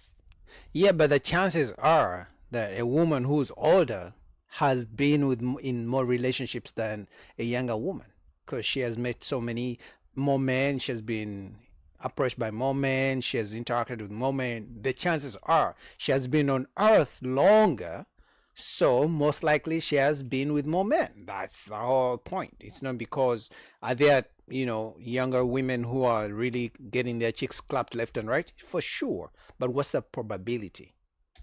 Y'all got to make it Well, make sense y'all a are little ran bit through more. because In the y'all are all 2025s, whores. I think it's just a played out.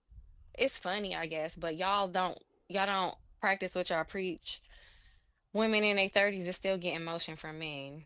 You got a woman in her 40s busting out a baby for a 20-something-year-old millionaire, multi-millionaire. So Yeah, but she's not another getting one married. pregnant by a multi-millionaire basketball player Another that's one. over Another one. 30. Another one. It ain't stopping nothing. Another These one. women over 30, Well, you always go to the rich people anomalies to prove your point, and it doesn't. it's That's not how it older. works. We are seeing an increase of In women in their mass, 40s this having ain't a happening. baby for the first time. So that In age ain't mass, this stopping ain't nothing. happening. Women In in their mass, this 30s ain't and happening. 40s are still having children. Somebody busting them They're not down. getting married. Yeah, they're not getting married. They're getting bust down for sure. They're becoming single moms. Okay, but is that the goal?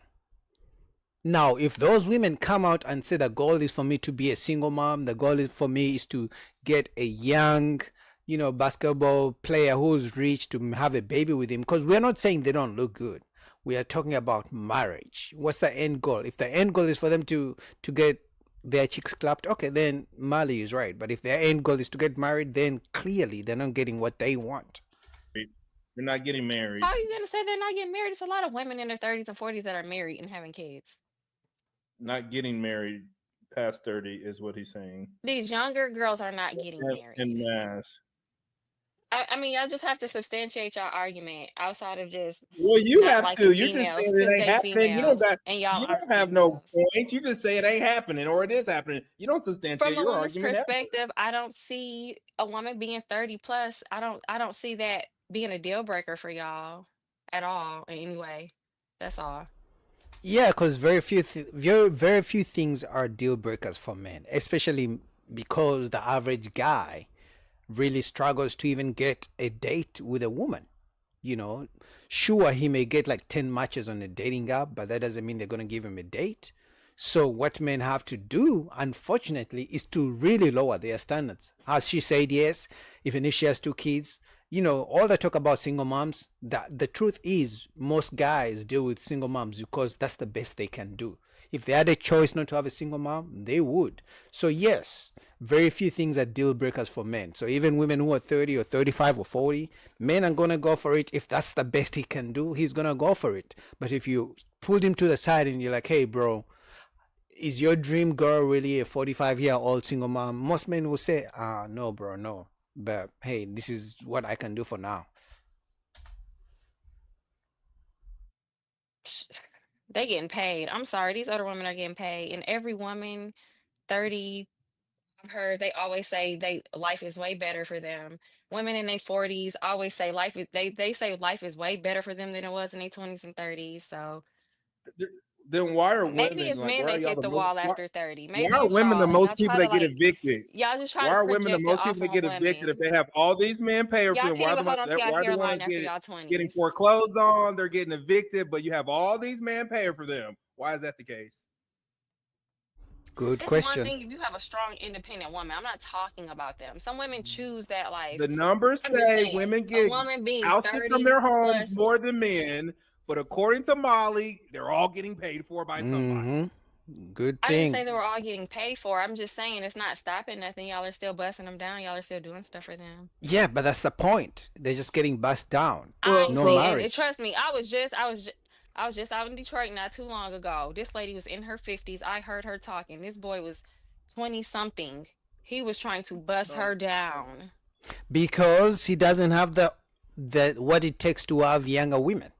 They see older women as easy. That's why they go for them. I don't understand how she cannot understand this. Yeah, so excited the about it. thing, Getting having sex. well, Not what he's wait, talking about. yeah, It don't yeah. matter. It Getting doesn't bust. matter. Did How Oh, old Paul is Pierce though if say y'all still married? having sex with Wait, him? wait, wait, I wait, don't wait, think he wait. said married though. Did he say married? I just You heard him also say. didn't listen to the whole thing, did you know? What I'm you so mad asking a for, question. Quentin? Why are you Why you so mad? I'm mad? just saying, you I can't just say you didn't say nothing. You didn't listen to the whole Quentin, thing. I Let's just go, said I Q. didn't Get hear him. Get him, say Q. married. Did he say married? So if you heard it, why can't you Go just listen say to the I whole heard thing, the whole Gary. thing? Gary, go Oh, listen to the whole thing. well, No, or you just did tell you her. listen to it? If he said Just tell if he was her. talking He about was married talking people, about marriage, not just having sex. When we have these conversations about women getting old, it's always about getting married. It's not about just fucking you guys, because all you motherfuckers always ever say is, I've been engaged 3 times. Nigga, we ain't talking Facts. about that. We talking about motherfucking getting married. That's what we always talking about. Facts. Not Q every is woman going wants off. to Being get married, oblivious. Quentin. Not every who's being woman aspires oblivious? for marriage. Yeah, but even the women who claim they don't aspire for marriage, they don't come out in huge numbers saying, I aspire to get my cheeks clapped just for the sake of it. I aspire to get my cheeks clapped by one guy, by 10 guys every year. So what is it? What do they aspire for then? If they don't aspire for marriage, what do they aspire for? Becoming single moms? That could be true. I'm seeing, videos these days. I've done some videos where women are championing other women to become single moms. So maybe that is it. And then it's like y'all be in y'all 20s and 30s as males taking blue chews and honey packs because y'all That has can't nothing get to do with the erections. topic. And y'all want to talk about, How do you know Well, that? hold on, How do you know that in y'all real was life? making That happens? commercials and talking about it on the internet. Molly, the only Y'all can't get problem them with what you're dangalangs saying, up, but y'all want wait, to talk about a 30-year-old. Molly, the only problem with what you're saying is this is low key advocating for women. We just talked about this for women to 1, go to the highest bidder, 2, be treated like prostitutes. How? Like, I didn't yes, it advocate is. for that. It is though, because Quentin is saying like, hey, a dude will bust you down, but he won't wife you. You don't know that So women. wait. Y'all got to get off the You internet. In reality, gotta let women me are getting land. married in their 30s. But you gotta let me land though too. You gotta let me land. I haven't said anything about this. She's not The gonna let you problem land, is bro. like you can't make it seem like just because a dude will bust a woman down, that is favorable for a woman. Facts. That's not favorable for a woman, because a woman's priority and her job is to secure a man. That's what she's supposed to be doing. She's supposed to secure the man. When they just knocking her off and they're using her and they just knocking her off and kicking her away, they are cooked. Facts. So he's right in that aspect. How do Where you know that's you're what's right in the happening? what? Hold on, Molly. Hold on. Where you're right in the aspect of dudes not having dick discipline and just going and knocking off a bunch of random females that they have no, they don't give a fuck about them. And then they getting diseases and stuff like that. In that aspect, you're right. Using too many because they probably having too much sex, using Bluetooths at a young age. That's fucked up, man. They shouldn't be doing that shit. They watching too many commercials or experimenting, listening to going into the Diddy files, whatever they doing. They shouldn't be doing that shit because they. He's right, because at the end of the day, what's the objective for women over 30? Is it marriage? Is it single moms? Becoming a single mom? Because they're celebrating becoming single moms these days. They don't want anything to do with men. Is it getting their chicks clapped? You know, but we know majority of women want to secure a guy, at least one guy. You know, so for Mali to say because their chicks are getting clapped that they're winning, that's different. And for her to say they're getting money from men who are clapping their chicks, that's also, I don't know how she sees that as a win. But what do you guys think about that? Link down below to Anton Daniels After Hours channel. All right, next we have a TikTok of a lady who says she cheated on a man because he wasn't paying 100% of the bills. So without further ado, let's get into it.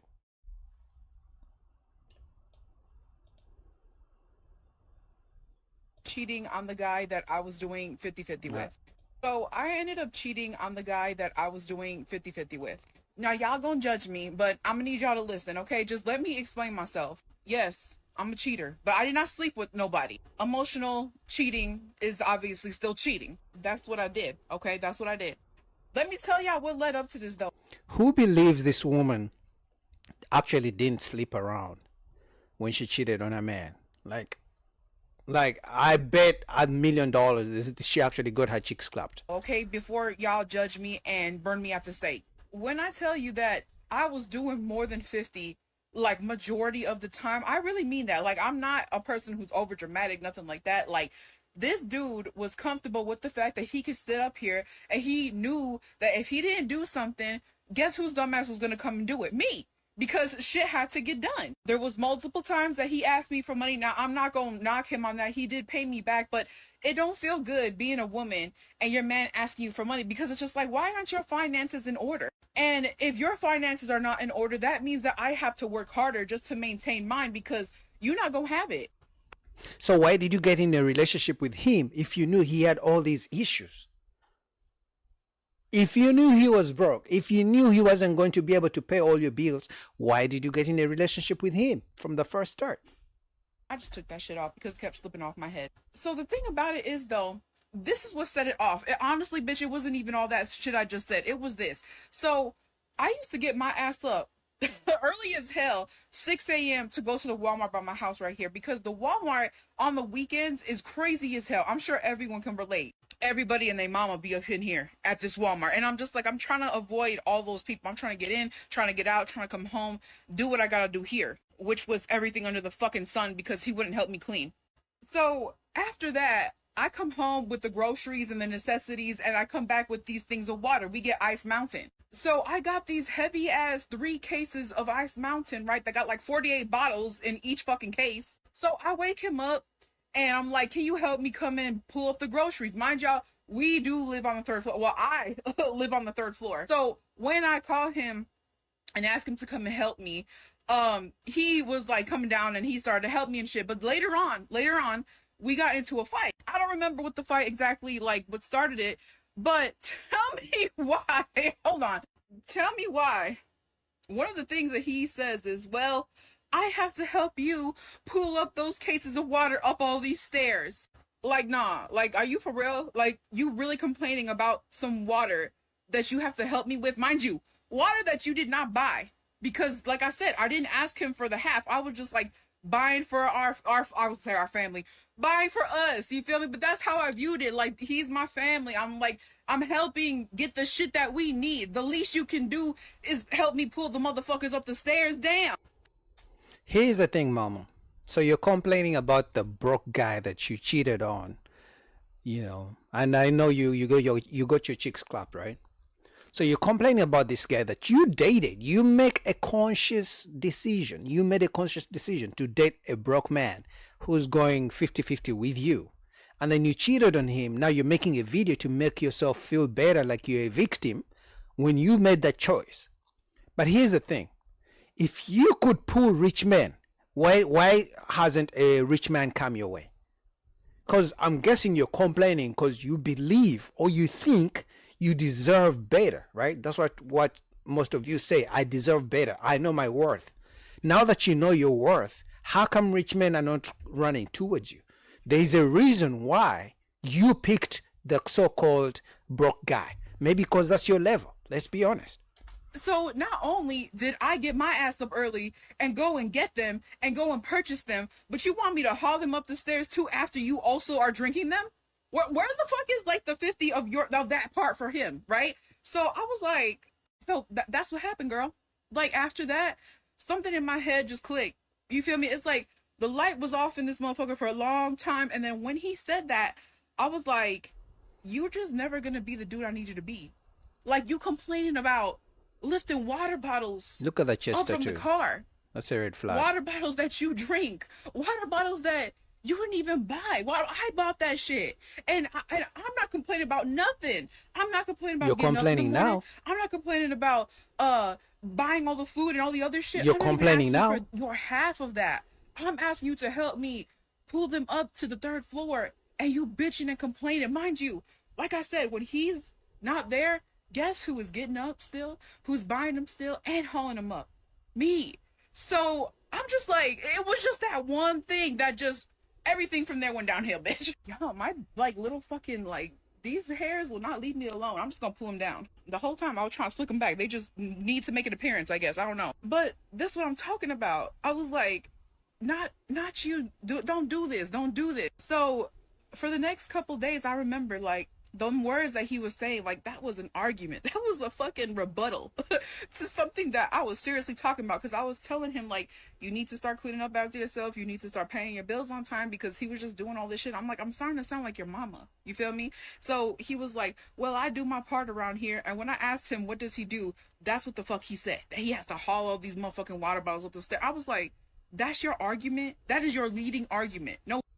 Honestly, this sounds like the guys who date single moms and then they complain that the kids disrespected them. It's like, bro, you made the decision to date a single mom. The kids were never going to respect you because you are not their biological dad. If we're going to be honest, like, you know, there's a high likely, there's a likely, like the chances are very high that the kids are going to be like, you ain't my daddy. You can't tell me what to do. And then you come to the internet and then you complain of how you dated a single mom and you're never going to do it again. Like, what did you expect? This is the same thing. She's complaining about the guy who gave her a chance. Because like I said, let's be honest. If she could pull the rich guys she probably thinks she deserves, she would have one by now.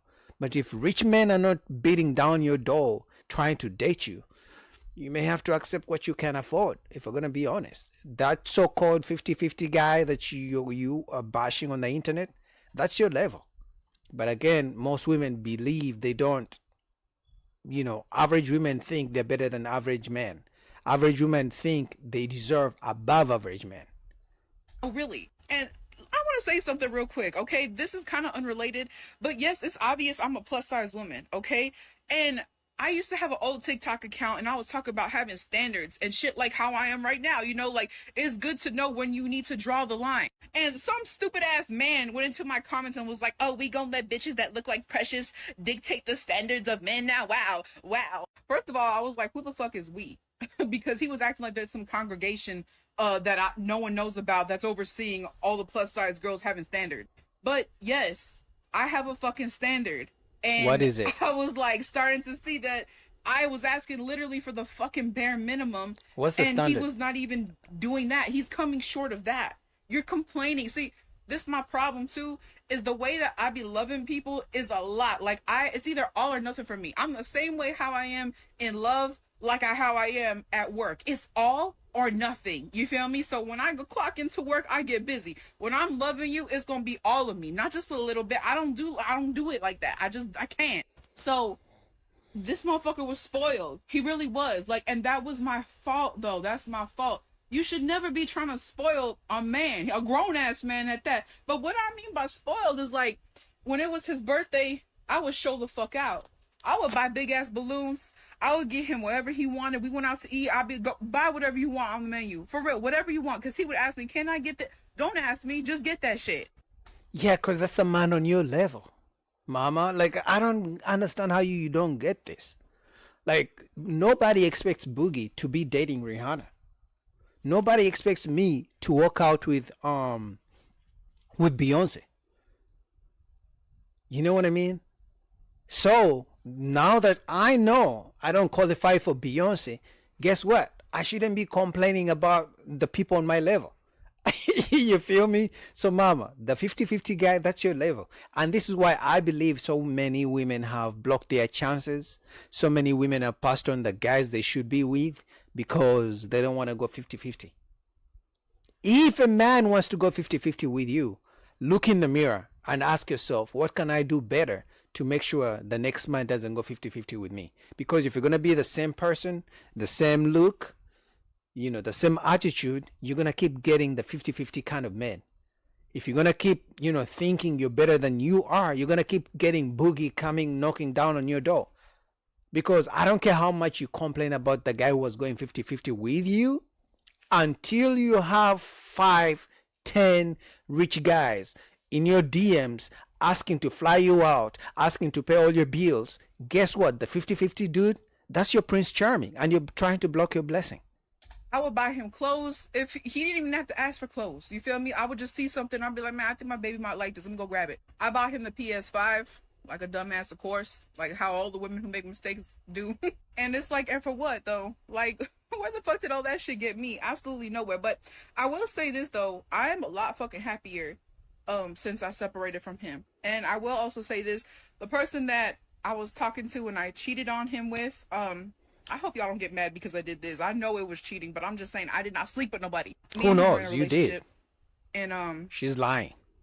I don't know. Things are going good. We've been together for 7 months, bitch. And honestly, like, I'm pretty fucking happy. I'm pretty fucking happy. But I was just making this. If you were happy, you wouldn't be on the internet complaining about your ex. If you are happy with your new man, and the new man is the complete opposite of your old man, and paying all your bills and not going 50-50 with you, you would not find the need to make a TikTok bashing your ex. So clearly you're not happy. So I don't think anyone believes that. Anyway, guys, what do you think about that? All right, next up, we have Lapif. So let's go. It was getting heated. So just fair warning. Let's go. Can I tell you what I noticed?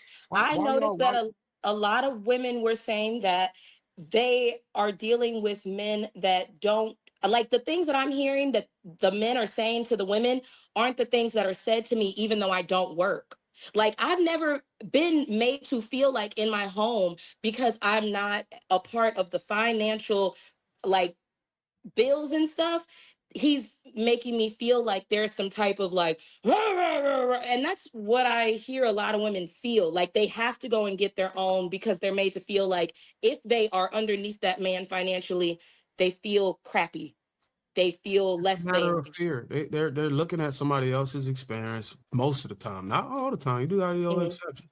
It's a matter of fear. It's a matter they don't want to hearken to a man's voice. They don't want to be led. They want to be equals. So why in the hell would they try to get married or get in a relationship with a man? Why? It makes sense for them to go ahead and become financially stable on their own so they can absorb themselves in any argument where a man is saying, hey, look, you need to listen to me. And I understand it. Like, if she's paying 50% of the bills or 60 or 40, whatever, the audacity. Like, why would she? She can pull the plug. She can go and find another man. She can do what they say, do bad on my own. So yeah, there's that argument. Can I answer the question though? So theoretically, I want Laisha's life. Theoretically. But if you put me in that house for a week, I swear to God, I'm going to be in a crazy house. Only because I have something that I want to, like this is just me. I have something that I want to do. I have a job that I love. I created my own job and I love it. And I don't know what I would do if I couldn't do it. But theoretically, sometimes I do want to just take off and just do whatever I want to do. But I can't. I can afford to, but I can't afford to do it as much as I would like to. I want my cake and eat it too, but that's not reality. You I just don't said, want you to just be said a I stay-at-home 37 times. You just said I counted 37 times. You said I. Yeah, because it's all about me to them, selfish. And if a man, so they may have me's, like 100 of them, and a man doesn't say yes to one of them, they have an issue with it. And I honestly believe, right, most men, especially married men, don't even want to have like a stay-home wife, especially if the kids are older. Let's say the kids are like 6, 7, and they start going to school. Most men don't mind their women dropping the kids off to school and then going to work, do whatever they want. Most guys, I believe, this is what I believe. Now, obviously, I haven't surveyed most married men, but I'm saying I believe most married men wouldn't have an issue with their women working. I think the issue most men have is the woman wants to work, save her money, and not contribute to the household. So she's going to work, save the money, but she still expects the husband to pay 100% of the bills. And then she also expects the husband not to expect a meal when she comes home, when he comes back home, because she's going to be like, I was out working too. How can you expect me to cook for you if I was working, you're working? I'm not a slave. But it's like, okay, so you're working, you're not paying any of the bills at home, but then you can't even make me a sandwich. Like, so that's where most men have an issue. It's like women want to work, they want to save all their money, and they don't want to do anything at home because they have a job and they don't want to be like slaves. I. All the things you want to do is only for you specifically. Yeah. And that is the reason why you will. I ain't gonna say that. I'm telling you why I want to work. This is why I want to work. It's because I love what I do. Yeah, but is it for you want to work for you, not because it's going to benefit the family? That's what he's trying to say. The best interest of the household. Are you saying it as I want to work because I want to take care of my household? I want to take care of my family. No. Why isn't you not saying that? She's for independence. I want to work because I have goals and aspirations. This is something that that's what I'm saying. Like all I'm the stuff doing that what I've wanted to do since I was a child. I get it. That's what I'm saying. All of your I want to do is only for you. Facts. It benefits It's her. for you. It's not for nobody else but you. That's why she only got to worry about herself, though. I'm But I'm so saying, sorry though, that I but she live won't- in a but she- capitalist I get it. She only got to worry about society. Then I have to herself. work. But she just said she want Lacia's life. I guarantee But you, she if you would have ask- to. if you ask Lacia the same line of questions, you're gonna say, I do this for us. I do this for my kids. I do this for my man, my husband. I do this for us so we can be this. This is different. You see the difference? It's that independence mindset. It's like she wants to be in a marriage, but also live as a single woman. So which most men have been saying these days, why they don't want to get married anymore, is because they have realized that most women they only want to get married because they want the man to be a provider, to pay the bills. So it's not that women are crying to get married because they love marriage and the institution of marriage and they believe in it so much. No, she knows that, okay, if I get a husband, he's going to want to take care of me and pay all the bills, but he's going to let me still work and do my own thing and save my money. So in other words, when she's single, she has to work and use her money to pay rent. But if she gets married, now she has someone else to pay the rent, to buy the food, but then she's going to be able to work and save her money. So in other words, to women, marriage is a retirement plan. It's not a thing of let's build together. Even when they claim they're building together, they still expect you to pay 100% of the bills. So what type of building is that if you're not contributing to the financial standing of the family? And when I get Again, a man, Bo, thank whatever you I do for him, I'm doing for him. But you But said after if a I week, don't have after a a man, week, who you the gonna fuck am I lose doing it. it? Like, who am I doing this for? Why does it have to be? I'm doing it for my household. Who the fuck, Cleo? Me and Cleo. I am talking about me because it is me. Now, whoever this potential guy is, when he becomes my man, if he becomes my man, then I might start talking in terms of someone else. But other than that, it's just I mean, you know what I'm saying? Hold on, Like, can I I? go to work I just so got a she real can quick have question. a $500 dental cleaning, I a feel you. But $300 blood work. Like, can I ask you one quick question? I just need a number. Do you have a lot of single friends? Hold on, do you have friends, Okay, period? how many women? yes. Not Darwin. How many women? Damn. I'm your homie. Just give a percentage. How many women? Oh my gosh, who raised you? Ideology. Like what Huh? percentage of women? What percentage of women do you think you kind of share the same ideology with? All of them. All of my friends Ooh. share my Yeah, same probably ideology. 80, Damn, we need 90%. some contrast. I don't know what to tell you. Why don't you be Oh friends? no. Probably a high percentage. Like I told you guys, if you did ask most women to be honest with you why they want marriage, it's because they want to use it as a retirement plan, because she knows she has to work 60 hours just to pay her rent and, you know, take care of herself, pay her health insurance and all these things. But she knows if she gets a man to marry her, she'll cut down to 40, maybe even just part-time work, because the man is now going to take on the bills. I'm not mad. So I've argued with men on the panel multiple times about what I think, from my experience, the type of women, what their how they interact and the ideology. And I kind of lean to the side of that most women, I think, are like Laisha, right? And their argument back to me is no, most women are like Bo. And I'm like, I'm not saying most women are like that. Their argument is we can't get married because most women have Bo's mentality. And I'm saying, nah, that's not most women. But Yes, you're it telling is. me that God damn. It is. So It is. what mentality did you say? Bows. Marcus? Most Oh, of them okay. are like bows. Yeah. Okay. And Yeah. I think that and my question to the men is genuine question.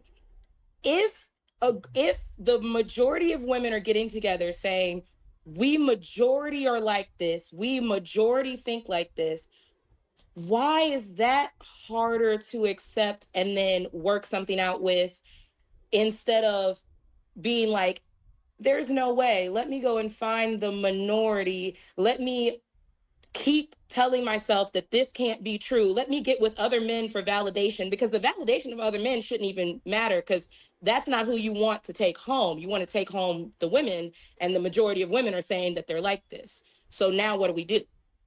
Men are giving up on marriage. Men have started to really, either they're getting on the plane going to Asia, Colombia, Africa, wherever they want to find traditional women, or they're just giving up on dating and getting married.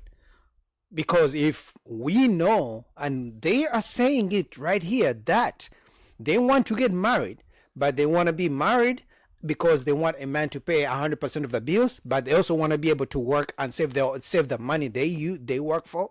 Most men are like, okay, so you're literally using me, and men don't want to feel used, right? Like most men will pay and provide, but the last thing a man wants to feel is like he's being used. Question, Laisha. Do you live in a major city? Yes, live in Atlanta. How about you, Belle? You live in a major city? Memphis. Right. So I don't know if y'all dig it, but people who are in major cities are very different than people who are not, right? Women in major cities are extremely different than women who are not. And we could even forget about talking about the flyover states, because women typically don't behave like that, right? So sometimes we get into our bubbles and we don't really know how other women are. So I understand that your immediate circles might be like that, and your algorithm will definitely be like that, because they're going to suggest things that your friends see. It just kind of ends you up in that, right? And the algorithm is trash. But when it comes down to it, I don't know. We could say most, but I don't think it's as bad as we're making it out to be. There are a good amount of women who do want to get married. Some don't know how, right? Because I think the parenting still sucks. But I think there's some more women who genuinely want to get married. I hear lots of women talk about it, and that's anecdotal, but me just looking at how it goes and studying different states and what's going on in other places, surely the major cities are more populated But once you start to step outside of those zones, then you'll meet different people who don't have those types of ideologies. Most of the people who are in my life, most of the women are married or in very long-term relationships, are marriage minded, want to be married. But if your friends are like that, then you might have to consider what type of core group you have, right? Or at least consider, like, you know what? Damn, you gotta just put yourself in different places, get out of your comfort zone a little bit, and definitely out of the algorithm. Because my algorithm would tell me that most women act like the way you're explaining. If I went by what social media says, I would think this world is trash because I'm in that space and that's what I see. And the algorithm is going to typically push things that are more polarizing because they get the most engagement. Yeah, Trev, sure, most women want to get married, but ask yourself a question. Why? What's their objective of getting married? Because trust me, the objective of men trying to get married is different from women wanting to get married. The objective of men want to get married, usually number 1, love, number 2, legacy, number 3, to have a family to build with and provide and, raise a legacy, kids and things like that. For women, it's okay, 1, they may want to have kids if they don't have kids already, but number 2, a man who's going to provide. So the objectives are completely different, and men are looking back and they're like, okay, so you're just looking for a man who's just going to provide for you, so you don't have to work the 60 hours a week that you've been doing. You just want a man who's going to be able to take the burden from you. So men are looking at it like, okay, this is not a good investment. Also, you guys didn't know, if you really want to tell who a woman is really single, when she pets a dog like this, like a baby. This is a woman you don't want to date. You know why? Because you're going to make date plans and then she's going to cancel them because she has no dog sitter for the dog. You're going to go on a date with her and then she's going to have to end the date early because she has to go back to walk her dog, to feed her dog. So you guys have to be careful with women who have dogs, who have pets. Dogs, especially cats, sure, but dogs, you gotta watch out for these women. But anyway, shout out to Lapeef. What do you guys think about that? Link down below. All right, next we have Kendra G. This woman came on, this woman was crazy. She's a baby mama, single mom. She says she wants a man, but she doesn't want a committed relationship. But then she doesn't want the man to date other women. But then also she wants a man who can eat ass. It was crazy. So let me just save you everything and let's just go and listen to it. But just know, I'm warning you guys, it was crazy.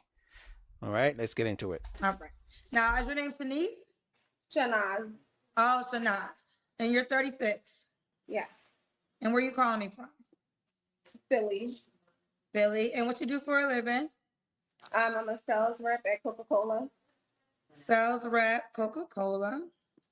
You have any kids? Yes, 2 daughters. One is 20 and then the other one is 12. 20 and 12. Both by the same man? No. Have you ever been married? No. And what's your zodiac sign? I'm a Cancer. So we got Shanaz and 36, Cancer, Philly, sales rep, Coca-Cola, 2 daughters, by 2 men, never married. All right, Shanaz, girl, what kind of man you looking for, girl? I'm Let's looking see. for a man. I'm just looking for like a friend, somebody I can kick it with. From Okay, time friend to zone? time. Oh, friends with So benefits. you don't want a committed relationship, you want a situationship. Yeah, more like a situationship. She wants a friends with benefits. Or maybe a sugar daddy. Let's see. Not a relationship. No. Well, okay, I'm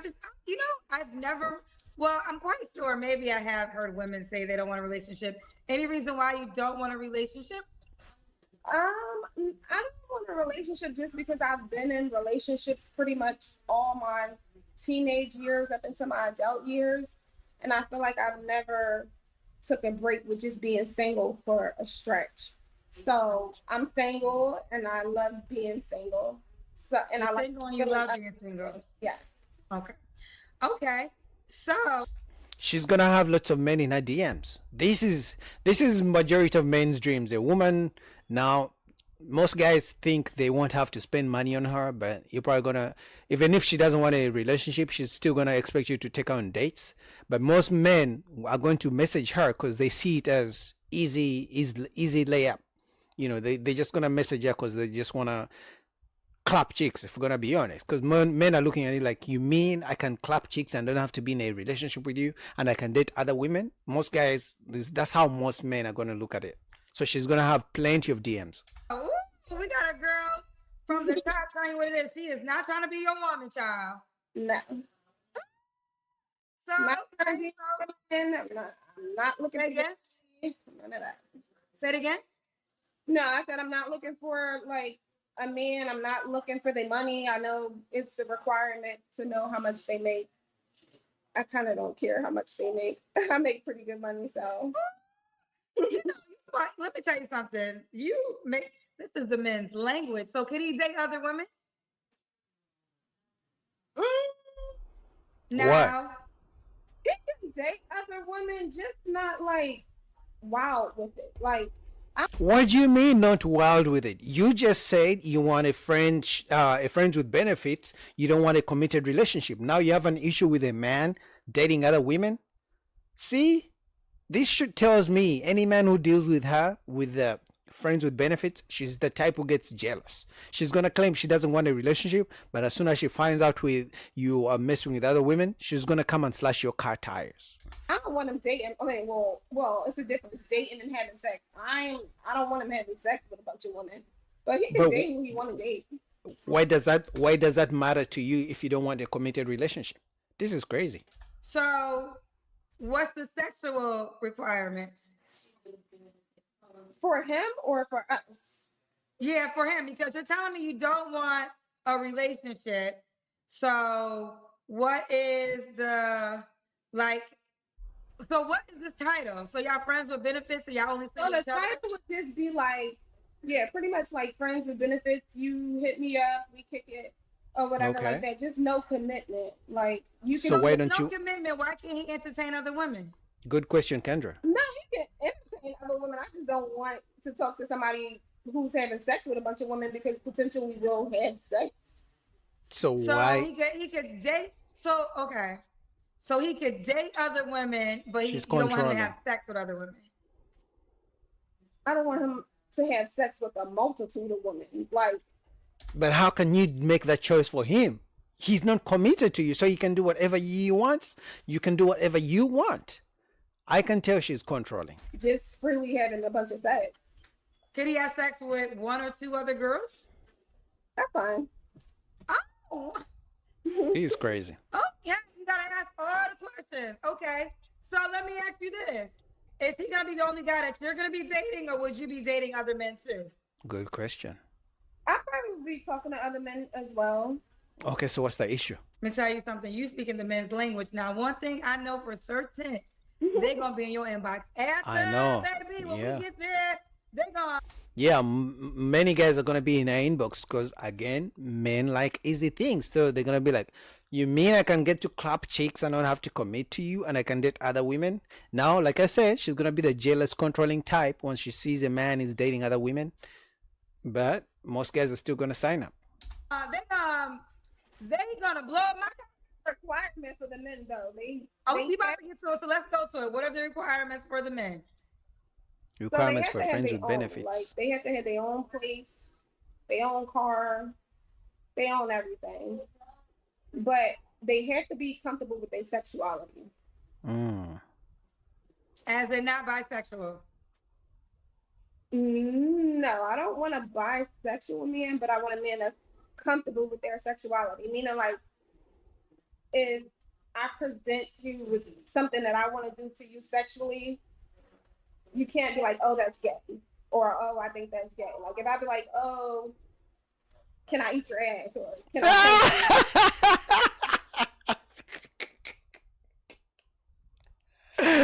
Ah, this woman wants to eat a man's ass, a man's booty.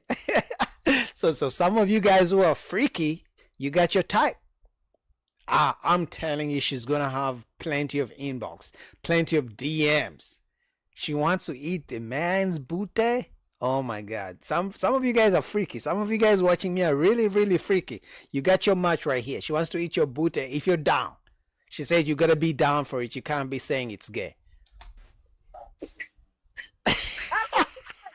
gay, because then that'll be a turn off for me. And then that's why I'm pretty upfront in the beginning. Like, oh, are you into X, Y, and Z? She's Because if you're not, freaky. then that would be like a deal breaker for me. You're the shy girl that was talking to me 5 minutes ago. Like this is Freak. I had no clue we were gonna walk down this aisle. I'm still shy. That don't seem shy if you asking a man to eat his ass. Not just any man though. Like, you know, somebody in particular. Oh my You god. know how to ask that. That's not my thing. So no judgment. That's not my thing. So no judgment. But I don't even know how you bring that. Like, is it like y'all at dinner? I think it's a weird topic, but I think a lot of men be wanting to do a lot of certain things. They just don't know how to start the conversation. So you break the ice That's by true. asking them. And if they're with it, they'll say yes. If it's not their thing, they'll say no. Oh. Though I believe most guys will do things with a woman that they're not comfortable with just because they want to clap chicks. If we're gonna be honest. So some guys will do some nasty shit, things they wouldn't normally do, but they know if they say no, the woman won't let them clap chicks. So some guys just go with it. You're like, oh, you do this? The guy will say yes, only because he wants to clap chicks at the end of the day. But one thing I noticed is most men are into certain things. You just break the ice for the conversation, and then you can tell what they're into. She's a So freak. She got I'll experience. pretty much, if I'm having a conversation with them, I'll ask them what they into, what they're not into. And if they're not into that, then She's saying most of you men out here are freaks, but y'all act like y'all not. Yeah. Y'all be acting like y'all not freaks, but according to Shanez, y'all freaky. All right. So, okay, that's what you meant. Because when you said open to sexuality, I was thinking bisexual, but you don't mean that. Yeah, You mean like don't categorize everything as gay. Like, oh, that's gay. I think it's GAY when it's with another man, but not like with a woman. I wouldn't date an openly gay man. Okay. That's not my thing. Okay. All right. Let me get ready for you, Shanez. I wasn't ready. So, any other deal breakers? I don't like men that smoke. Not a lot of kids. Preferably not married. So you can't be married. That's a good one. No married men. Yeah, no married men. Okay. Should he look a certain way? I don't really have a type. I just like what I like. Like if we vibing or whatever the case may be, then I don't really have a type. Okay. I just like what I like. Like I'm a visual person. So if you look attractive to me, or if your vibe is there, then She's gonna have plenty of work it men. out. I can Are guarantee you you that. open to all races? Yes. She's a freak. Okay. Look, Sam got all these. Wait, we got a couple. Onak said, ladies, pay attention. Listen, y'all can have that one. See, sometimes one thing I learned, let me tell you something. I'm okay that my freaky meter is in some. Listen, Shanaz, you do your girl. Thing. Huh? It's not everybody's thing. I think the thrill for me doing it is like when they tell you no. Like, oh no, that's not my thing, and you actually get them to do it. That's the thrill for me. Told you guys, put the flowers in the comments. What did I tell you guys? She's controlling. She literally just said she likes to eat a man's booty because if he says no, she's gonna do it just to get him to do it. I told you she's control. I could see it from a mile away. I told you she's controlling. Because how are you gonna tell me you don't want commitment, you don't want a relationship with a man, but at the same time you don't want him to date other women? That's a controlling ass woman. So if any of you guys, she's not a bad looking woman. So for you guys who are considering going for her because she's gonna let you clap cheeks, just know she may slash your car tires as well. Just warning you. So like, you tell me no, and then I get you to open up and do it, then I feel like okay. Okay. Should he make a certain amount of money? I make like 65,000, so he can make 50,000-60,000. Okay. All right, let's do the Kendra Cam, Shanaz, child. Let's see what you're working with. My brother boy. Hold on, let me try to tie it up. That's sad. Yeah. She's a freak. Okay, can I see you? Okay, yeah. Your light is just, I mean, it's a silhouette. You always want the light. You want to face the light. The light is behind you. But we can see you. I was able to figure it out. She's not a bad looking lady. Sorry. I Okay, no, good. I mean, saw you. I can tell you got a cute shape. Yeah, I'm pretty Slim. in okay shape. Not in the best shape. I done gained like 30 pounds. You gained 30 pounds? Okay, you look small still. All right. I mean, not a bad looking lady. 2 daughters, so I don't know when the daughters watch this. I don't know what she's planning to teach her daughters. Because if a mom is this freaky, my guess is she's probably gonna have 3 kids very soon, unless she's on birth control or something. But she's a freak.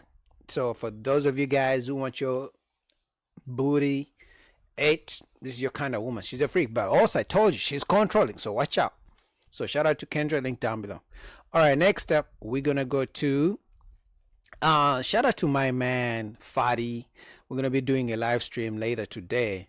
But this was a crazy. I just decided I had to review it, you know, because you guys know I like when Ali is cooking. So let's get into it.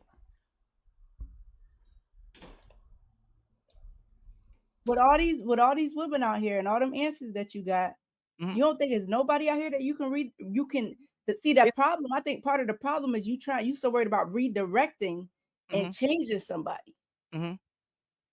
Changing somebody? No. I might have wanted you, but you gay. That's part of the problem. Women with that we thought we can't gay shame, we can't fat shame, we can't. But what's this need for control? Let me finish. Man's supposed to be in control. Women ask for men to be in control. You say you want leaders. You don't want a man, so I don't even know why you're in this conversation. Just like you don't let a white boy be in a black conversation. If you don't want to be a woman, if you don't want a man, you shouldn't even be on this panel. If you want to be honest, why are you asking a man? Let me finish. Why? That's on you. You here? You and you over here. You not talk about men and women being together. You talk about women and women being together. So what? I serve a better service. I make a child, and I would be with a woman, and I marry a woman. You marry a woman too. You're not doing anything to invest in the family. That's not the core family. It's supposed to be man, woman, and child. Last week on Team Fatty.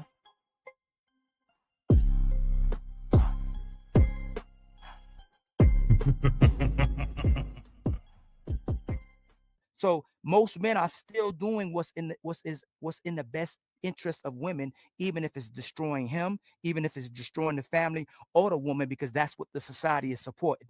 The thought culture, the divorce culture, the self-love culture, the therapy culture, the PTSD, I'm triggered, you gaslight me culture. Everything you say to redirect to me is toxic masculinity. So what can a man do other than enable now to have a relationship and be called a sucker? Because most men that leave, they're toxic or they're quitters of a relationship.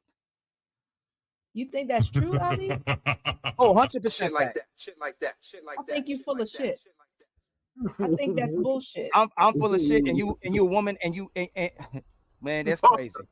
And that's what they always do when they don't like your argument. When they can't, have a logical argument, they insult you. That's crazy. I'm full of shit, but you got an identity crisis. I'm full of shit. I'm a man that invests in women. You're a woman that don't invest in a man when you're supposed to procreate and make children, and I'm full of shit. Ali, are you in a relationship? No, I'm not currently in a relationship. So I think you're full of shit. How am I full of shit? You failed 2 relationships that you was in, that you dealt with bad women. Now you in a 3-year relationship. You think that determines a good relationship in the 3rd year? Does that demonstrate a good relationship? You said that like that was a 3rd marriage, though. Who that's your 3rd relationship? Are you married? Yeah. Are you married? Yeah, no, I'm not married right now. So what are you talking about? You single till you married. That's but you're not in a relationship. You single till you married, right, sister? Yeah, that's what women say. You're not in a relationship. What does that mean? You got all the answers, Sway, but you're not in a relationship. You sound like you full of shit. That's what I said. Again, she cannot raise a logical argument. So what she does is attack him personally. Okay, so what? He's not in a relationship. Are you saying he can't call out BS because he's not in a relationship? Okay, sure. You in a relationship because she's a lesbian. Just so for you guys who don't know. Okay, she's a lesbian. She's a lesbian. You in a relationship, mama. So give us some good advice about relationships. And the last time I checked, the relationships with the highest, domestic violence are lesbian relationships. Relationships with the highest divorce are lesbian relationships. Who hurt you? Who hurt you? Why are Ain't you not in nobody a hurt me. relationship? I'm speaking on facts. The All right, same so reason why why you emotional, damn it. with all these women out here and all them answers that you got, you don't think there's nobody out here that you can read? You can see that problem. I think part of the problem is you so worried about redirecting and changing somebody. Changing some no. That's part of the problem. I might have wanted you, but you gay. That's So part of the problem. women with that we thought we can't gay shame, we can't fat shame, we can't. But what's this need for control, though? Let me finish. Man's supposed to be in control. Women ask for men to be in control. You say you won't lead us. You don't want a man, so I don't even know why you in this conversation. Just like you don't let a white boy be in a black conversation. If you don't want to be a woman, if you don't want a man, you shouldn't even be on this panel. If you want to be honest, why you asking Why a am I man? here? Oh, let me finish. Why that's on you. You here. You invite you over here. You're not talking about men and women being together. You talking about woman and woman being together. So what I serve a better service. I make a child and I would be with a woman and I marry a woman. You marry a woman too. You're not doing anything to invest in the family. That's not the core family. It's supposed to be man, woman, and child. Fight back, you. Fight back, you. Get him back. You better go down there and get him back. Thing is, Ali, you niggas don't understand anything about the hierarchy. That's why a lot of these households is really lesbian households, because y'all want to be equal. Y'all want to be fair and balanced out with women. No, women asked for the equality. You as a woman, even if you're lesbian, you should know, even in your lesbian relationship, there's a masculine and there's a feminine. There's one who takes the most, who plans out the dates, the one who pays a little bit. Because usually in lesbian relationships, they could go 50-50, but that stud, which to me she looks like a stud, they usually tend to be like the men in their relationship, and they get to pay more money and get to spoil the women more. So which clearly she's the leader in the relationship. So you as a woman, you should know that other women ask for the equality. Now remember, they don't ask for equality for everything. When it comes to the bills, they don't want 50-50. They want 50-50 in everything else. So you so concerned with being in control. That's why you probably can't keep one, which is why you don't have one. I'm trying to be balanced with you. Not with me. Why are you so concerned with me? You said that. You said we trying to be balanced. Relationship with the women on the panel. Don't be concerned with me, nigga. I'm here. Remember. You said that. You still look. As hard as you try to be a man, you still have a woman's logic. You think I want to be a man? When you speak, make sure you're saying specifically what you mean, because everything you saying is you contradicting yourself. It doesn't. Everybody's contradicting themselves, and all the words that you niggas learned this year was fucking deflecting, and y'all can't get off of that. How? You tell us. You said why I got a relationship. You said most of the women lesbians. You said most of the women in the household lesbians. That's what you said. Men.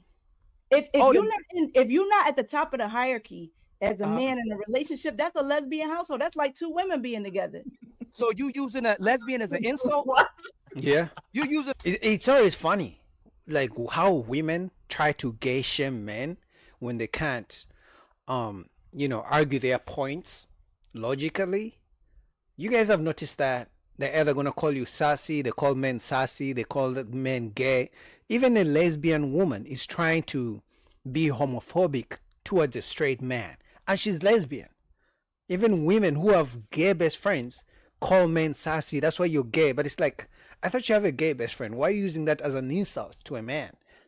Using a lesbian as an insult? Because who's real? That's crazy. Who's really the man? Who's really the man is my point. So that's like two women. Why do women always use like two women as insults? Nah. She said it's like two women. That's I know. She talk about herself. That's like two women in the household. Right, the highest divorce rate go to lesbians. Because y'all the most violent and y'all divorce more than anybody. The energy, there's two feminine energies. Why are y'all balanced? Women happy. Women can't. Why are y'all balanced? Hold on, Ali. I want to ask Q a question. Is there a hierarchy in a lesbian relationship? Absolutely. There's the masculine energy and there's the feminine energy. So you contradicted yourself. Why you just say it's two feminine energies? Another. You contradicted yourself. She did. Are y'all gonna listen? If a man is not at the top of that hierarchy, functioning in masculine energy, and he's functioning in feminine energy, wanting to be equal to his woman, then that is a lesbian household. That's two women together. That's two feminine energy.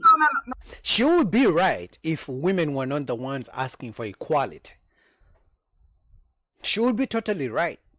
If men were out here begging to be equal to women, that would be understandable, but it's the other way around. It's the women, so she should be holding her fellow women accountable. But to me, this sounds like she's jealous of the straight man because she's a lesbian and she wants other women to herself, which is not a bad move, which I totally understand her gameplay, you know. No, okay. Hey, Aaron got it. Hey, Patty. No.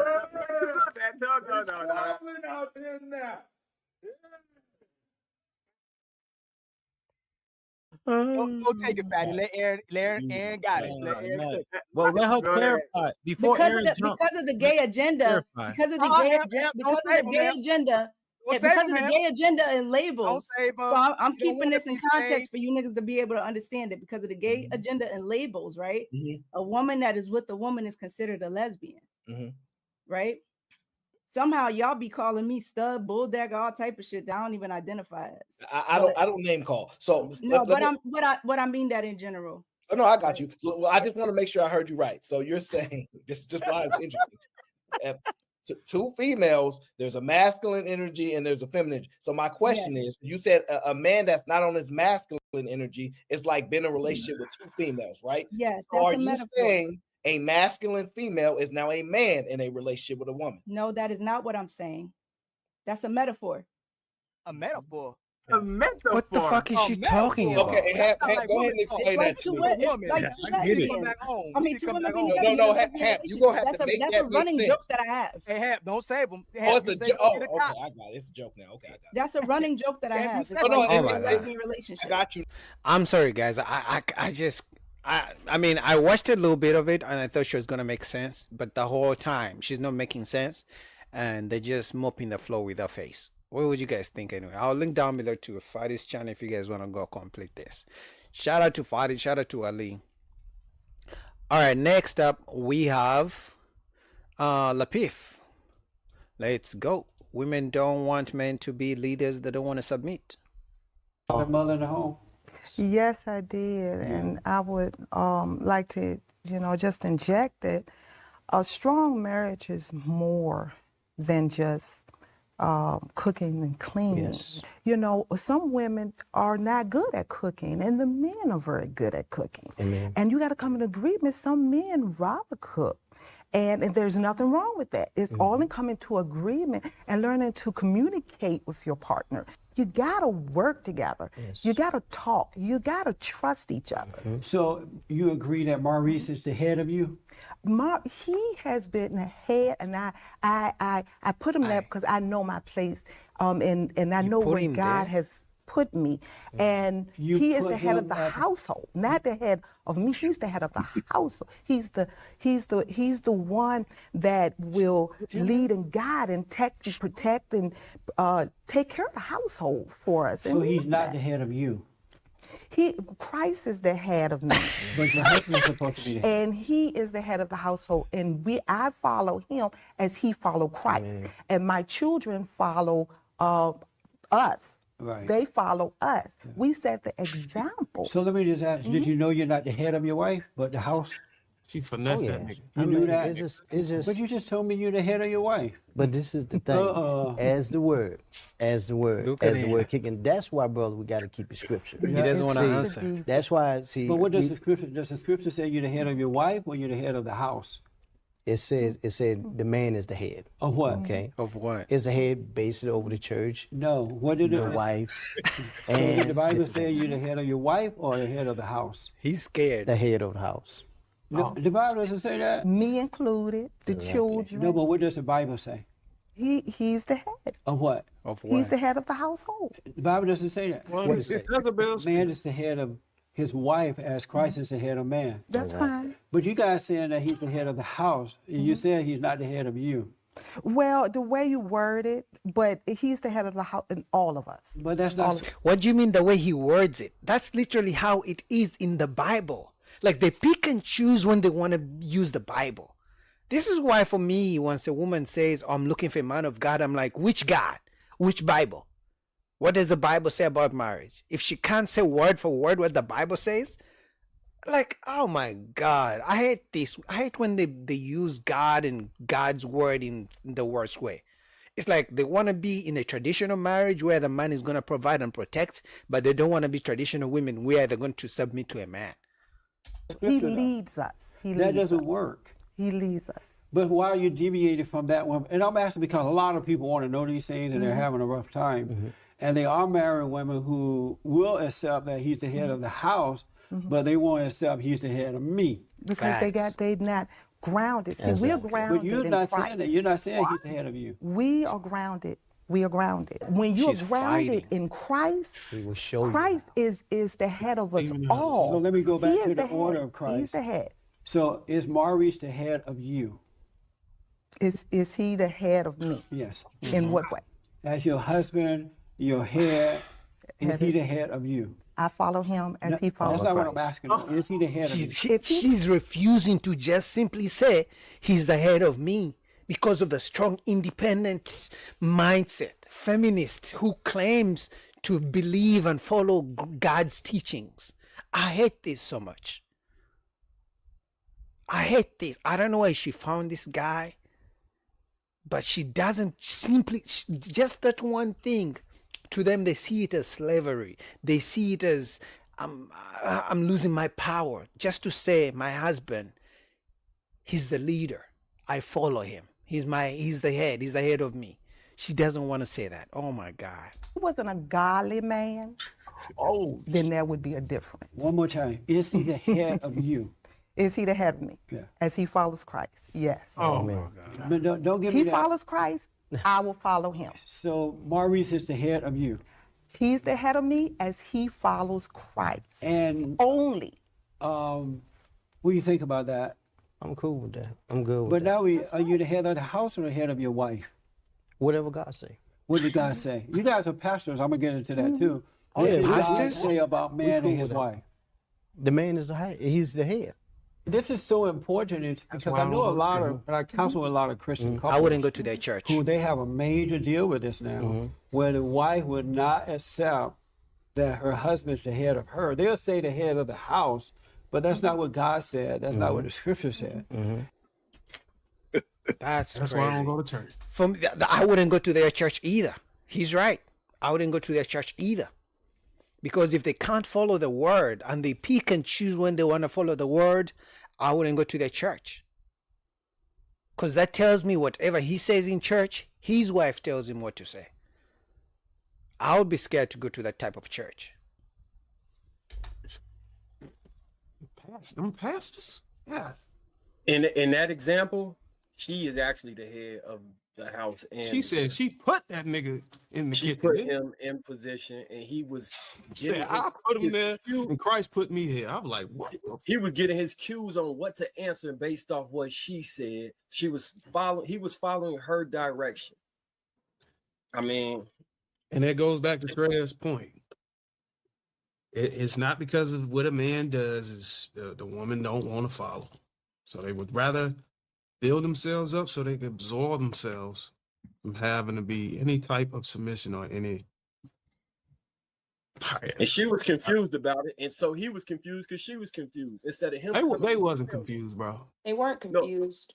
That's They why I weren't. said they were confused. She asked she was asked the question. She said, "I am not the head of the he's the head of the house, but he's not the head over me." Then she doubled back and tried to jump underneath saying that after she had already spoke uncorrected, and he seemed fine with whatever her answer was. He was whatever trap Jesse was about to put her in. He was gonna come dig under however she wanted to navigate that mercurial water.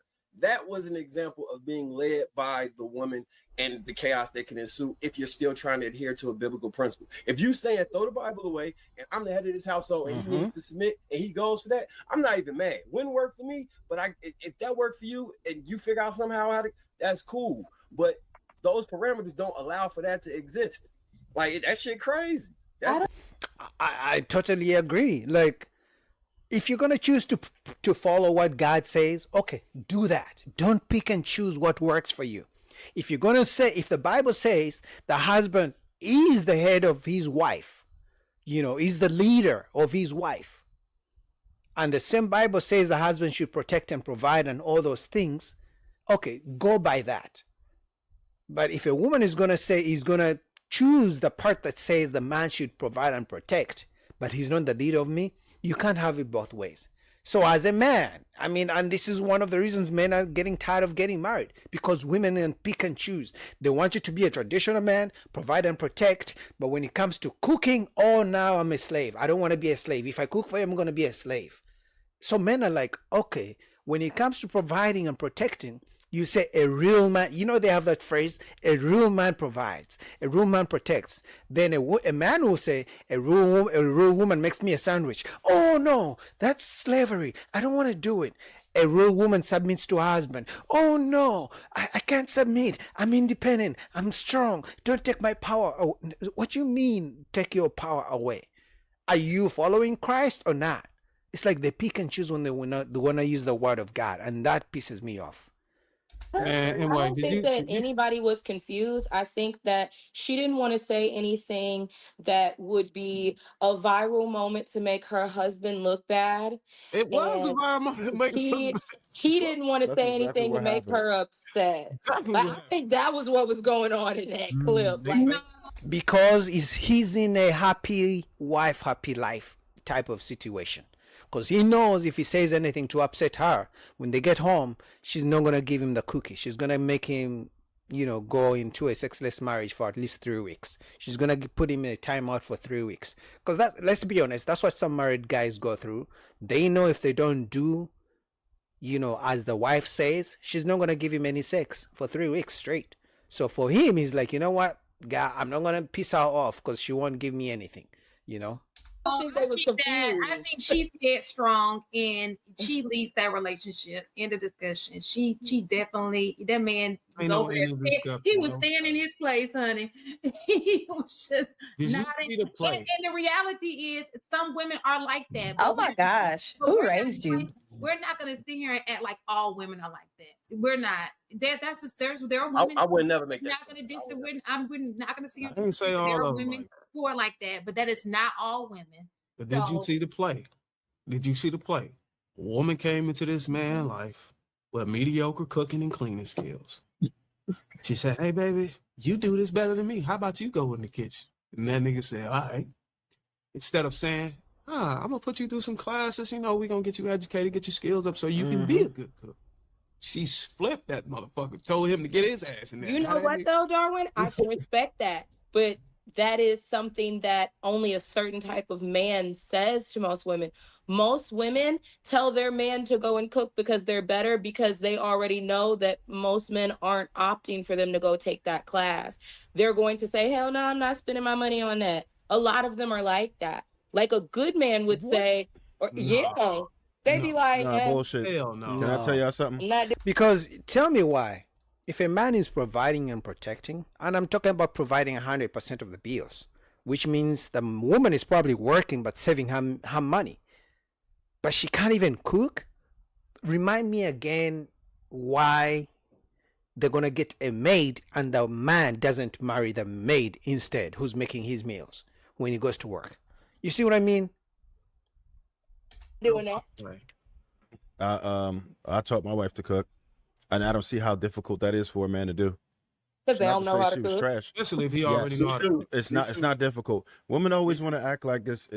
Come on, like it doesn't take long to get somebody up to speed. I don't care what skills you're lacking, as long as you have the will. I can get you straight. Most men are good instructors.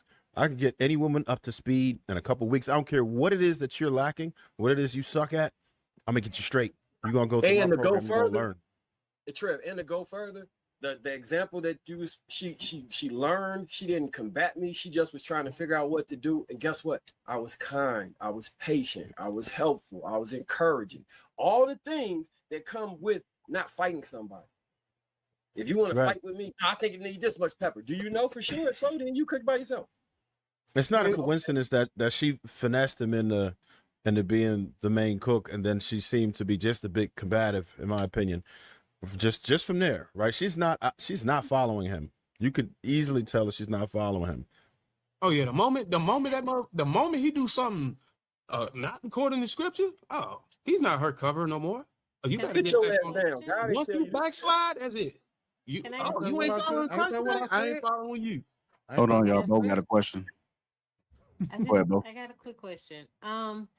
Now I'm not understanding why it is that we fight against people having weaknesses. So my question is, why is it that there's such a problem with a man supplementing his wife's weaknesses as the wife supplements his weaknesses? Because if you're strong in cooking and she's not, even if you try to teach her and she's just not a good cook, what is the problem with you just cooking? Because if I have to provide 100% of the bills, when am I going to have time to cook? Because let me guess, if I'm providing 100% of the bills, you are working too. Who's going to cook? Because let me guess, we're going to get a maid and I still have to pay for the maid. So men are looking at it like, okay, you expect me to pay 100% of the bills. You expect me to get a maid to cook for us. You expect me to get someone to clean the house. What exactly are you doing then?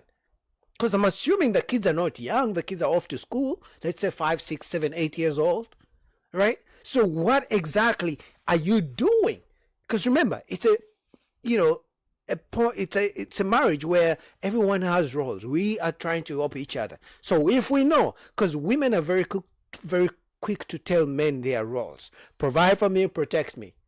Okay, my emotional needs. Okay, but as soon as men are trying to lay out roles for women, they don't want to do it. Weaknesses is not supposed to be permanent. When you find yourself lacking, that's an opportunity for you to improve. To learn. What she just communicated is that I'm not willing, or I don't think I should. You can take the slack. And then he's also supposed to provide. That's another reason why men are choosing more malleable, impressionable women. Because when they get to a place where they're hardened and they don't even want to make any changes or improvement, it's impossible to try to get them to take on new things or open up to new ideas. And that's one of the reasons some men are just completely opting out of the whole marriage thing. Because now because back then men would get into relationships and marriages out of love. Oh, I love this woman, I'm in love. The Disney fairy tale fantasy we were sold by the movies, right? Oh, I'm so in love with this woman, I don't care what she does, I'll just do everything for her, she's my everything, right?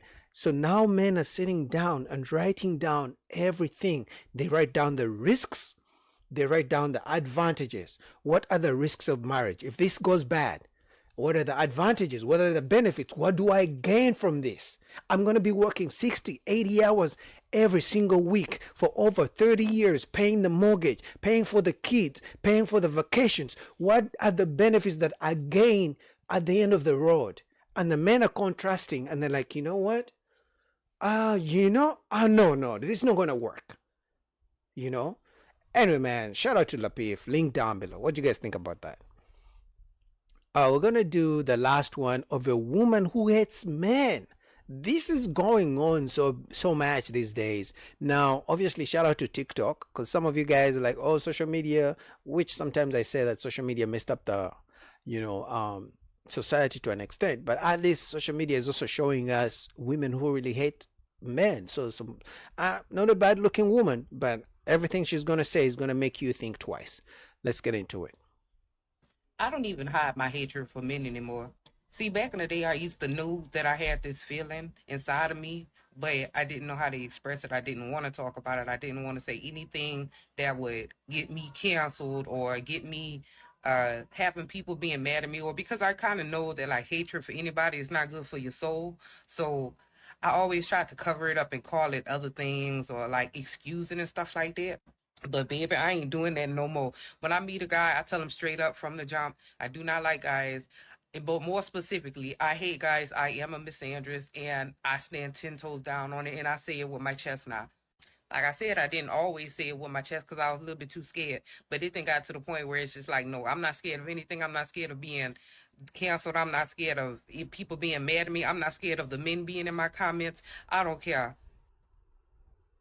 But I do want to get one thing straight. My hatred for men is not the same type of hatred that like races have, like the way that a white person would feel about a black person. Like if you just see a black person out just in public minding their own business and you just see a black person and you're like, ugh, like your face is turning red, your face is scrunching up because you just hate those black people, you know. Ma'am, you can't change it. Like you can't pick and choose what the word hate means. Words have meanings. You said you hate men. Stand on it. You know, stand on it. Let the people who actually, you know, who know you, because she's a good looking woman. You know, obviously she has a red flag right under her neck right here on her chest. That will be a big ass red flag. So after you look at the pretty face, you got to look right under her neck on her chest. That's a red flag, right? But she's a good looking woman. So I see, even if she claims all these things, still she's gonna get men in the inbox. Some guys don't really care. Some guys love toxic things, right? But can you imagine if a man made the same video, how quick he would get canceled? You know, they hate men. The same men who they call when their cars break down, the same men who build the apartments they live in, the same men they call when, you know, a pipe bursts in their house, the same men they call to fix their houses, the same men they call, you know, when they need some type of help, the same men who drive trucks to deliver the food that they buy to eat in the grocery stores, those same men, they hate them. I don't feel that way. I don't see a man like out in the wild and be like, oh, fucking he's a man. Yeah, you hate men. Yeah, no, I don't feel like that. I do feel like that when the man tries to insert himself in my life or in my space in any type of way. That's when I get that, nigga, you know, that's when I get that rage feeling. But no, I don't just like see men out in the wild, be like, oh my God, I hate y'all so much. You know what I mean? My brain don't operate like that. But let you try to talk to me, let you try to, you know, whether it's online, in person, or whatever. If you try to talk to me, then that's when my anger fuels, you know. But outside of that, yeah, like I said, I used to be so scared to just talk about it or whatever, but I'm not no more, baby. It's like we need to keep it real. And I think if all people just said, stood 10 toes down on whatever it is, whatever they are, whether you racist, misogynist, misandrist, homophobic, whatever you are, I think we need to start saying straight up what we are and the things that we don't like to give people the opportunity. Like I'm telling you, like, sir, I don't like men. I'm a misandrist. You might. The issue is you guys pick and choose who you want to cancel. So when men say things like you are saying, you want them canceled right away. You're like, oh, we are women. We are scared for our lives. Oh my God, he said he hates women. Oh my God, he's going to attack us. All these things, cancel him, make him lose his job, things like that. You know, until you are fair, and you know, if you can let men say what you are saying without trying to cancel them or do nothing to them, until then, what you're saying is not okay. Because for me, what hurts me, what I'm really worried about, is the fact that there's a high chance this woman has a son and is going to raise a son. There's a high chance she has a daughter and she's going to raise a daughter who hates men too. Because remember, what she's saying, she didn't just grow up to learn this. This comes from her childhood. What you're hearing from what she's saying is childhood trauma, generational curses. This is what we call generational curses. Because I can guarantee you, most likely she's from a single mother household. You know why? Because if the dad wasn't there, if the mom hated the dad, guess what the kids are watching? The kids are watching. They're looking at the mom's actions. Oh, mom hates dad. Mom talks bad about dad. Guess what? I'm going to hate dad too. And then she grows up, no relationship with the dad. Guess what she's going to do? She's going to hate men. Because we have heard so many times that a daughter's first love is her daddy. But if she didn't find that love, if the dad wasn't there, or if the mom was keeping her from the dad, because some women do that too, they keep their kids from their fathers, you know, guess what? She's going to grow up hating men. But the issue is, she interacts with men every day in society and she doesn't even think about it. You know, the apartment she sleeps in, men built that.